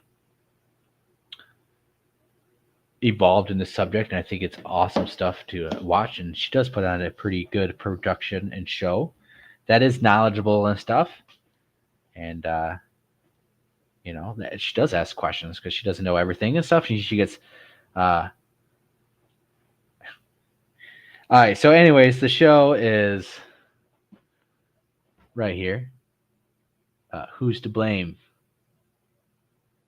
Fraudsters, followers, open discussion. This will be tomorrow at 7 p.m. Eastern. It's at 7 p.m. Eastern. It's her normal time schedule. And so, yeah. Guess I'll be on there when I show up. Probably a little bit after 7, unless I get back at 7.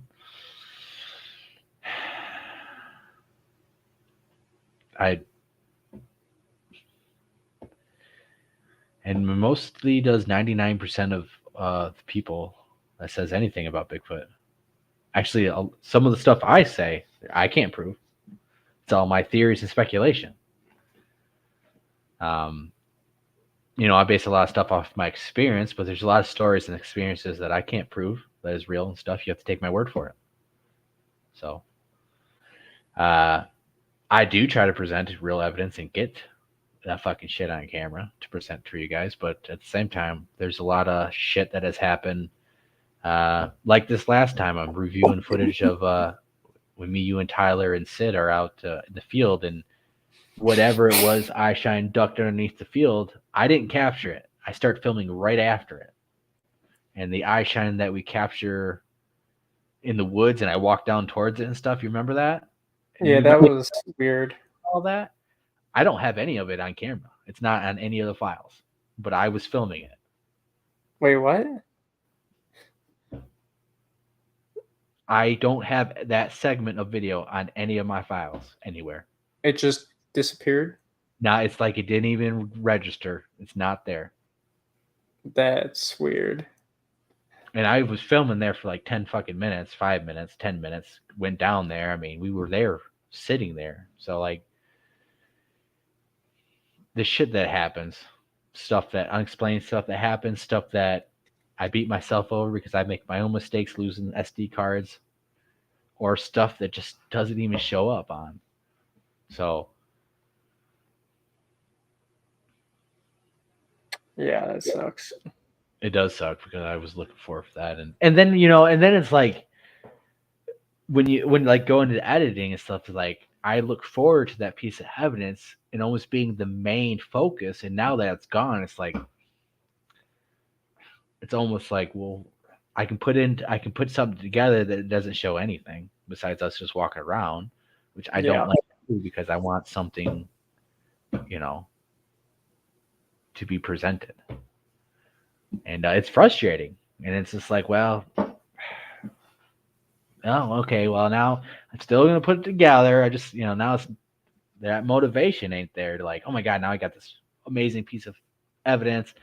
Now I can, how do I tie this all in and stuff? Like and we do very raw documentaries and stuff. I don't do what you see on where it's more or less just a story, a documentary, a story. It's not really about the evidence or finding the evidence. It's more or less going to a location and telling a story about the location and making something up instead of whatever happens, and then you take it all and put it into what actually happened.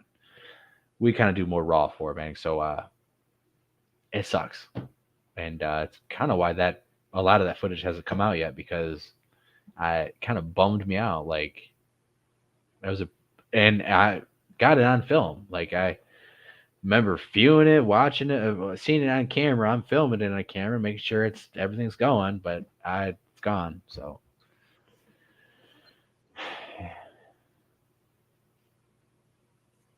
frustrating. But at the Yeah, same time, know that that was a weird place we went to, though. hey, dude, anytime I'm like 30 minutes away. 30 minutes away. I mean, I'm like, I haven't gone to the exact same spot, but you know the other spot where there was that obstruction where we couldn't get. Yeah. I'm going to be going there here pretty soon. I should have done today, like I was going to, but did other stuff. So it's probably going to be after hunting season, because if I'm going to go out there during hunting season, I might as well go hunting. And anyways, Yeah, yes. I got it. Yeah. 30 minutes. Let me know. We're back out there, but yeah, the video's gone. I don't know. I've looked on all these SD cards. I've about pulling my hair out over it. So It's just weird because we're walking down that hill trail thing, and someone shined the light down there, and there was eye shine, and then it just slowly backed away into the woods. And I'm not sure. I think I heard it like as well, like it was the leaves it was crunching on, but it was hard to say if it was a deer or not. But now that makes it interesting. Yeah, I walked down there and I didn't hear it take off. It didn't make no loud. Like deer just bust out. Yeah, run, yeah. Don't give a shit. This thing was very quiet, snuck away. It is very frustrating when you know that you're filming and you make sure that you're fucking filming and it's going on, and then when you come back, it's like I don't even know how to explain it. It's like there's not even a file. Is it just that section that's going on, and then there's like video after that and before that? Like it's so it happened. It either happened before we went that twist around trench, or it happened right after the trench, right? Yeah. It's not there. There's no videos after the trench, and it's not in the files before the trench. So it's totally gone. It is didn't even show up on the camera. Didn't show up on the night vision and not on the GoPro. Because I had both of them running. I had one filming, and then I had my night vision to see if anything actually was showing up, and it didn't show up on anything. Which it's weird, frustrating. I don't know. It happens. Which I know more, it's not about luck, because it's going to keep happening to us, and then I know that I'm going to keep getting Bigfoot on film and get these different pieces of evidence, because I've already done it. I've already done it in Florida. I have one piece of evidence that I can show you guys, and I have one piece of evidence captured on film that is locked in a hard drive waiting to be released. I have filmed different stuff being thrown at us. I've filmed audio. I've had a number of encounters that I know. I'm not worried about it. It's going to happen again sooner or later, and I'm going to be ready and get it on camera. Now, how good it is and what actually happens, I don't fucking know. But I will capture it. It's going to happen again. It's going to keep happening, because it's happened several times over my lifetime. These close encounters, these vocalizations, even getting encounters and stuff on camera. Like, it is happening. It's not a one-in-a-lifetime thing. Personally, here in Michigan, for me and for my group, it's not a once-in-a-lifetime thing. Like, it is going to happen again. We just need to keep doing it and be ready. That's why I laugh when all these people want to know where we're going and stuff. And, they go out all the time to some of these spots, and really cool spots, but nothing happens to them. Why? And I sometimes think it's the individual. It's the people. For whatever reason, however they act, however they sound, whatever they look like, they don't get the same interaction that I get personally, or my group gets, for some whatever reason. So I don't know what it is, but it works for some people and it don't work for other people.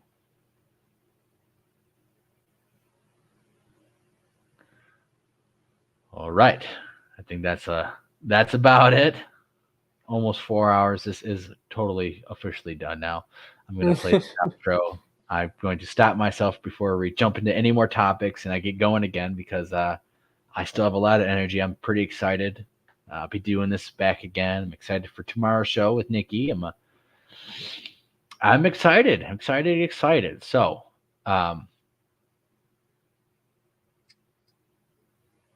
yeah. You guys be on the lookout for Nikki's show tomorrow, and we'll catch you guys later. All right.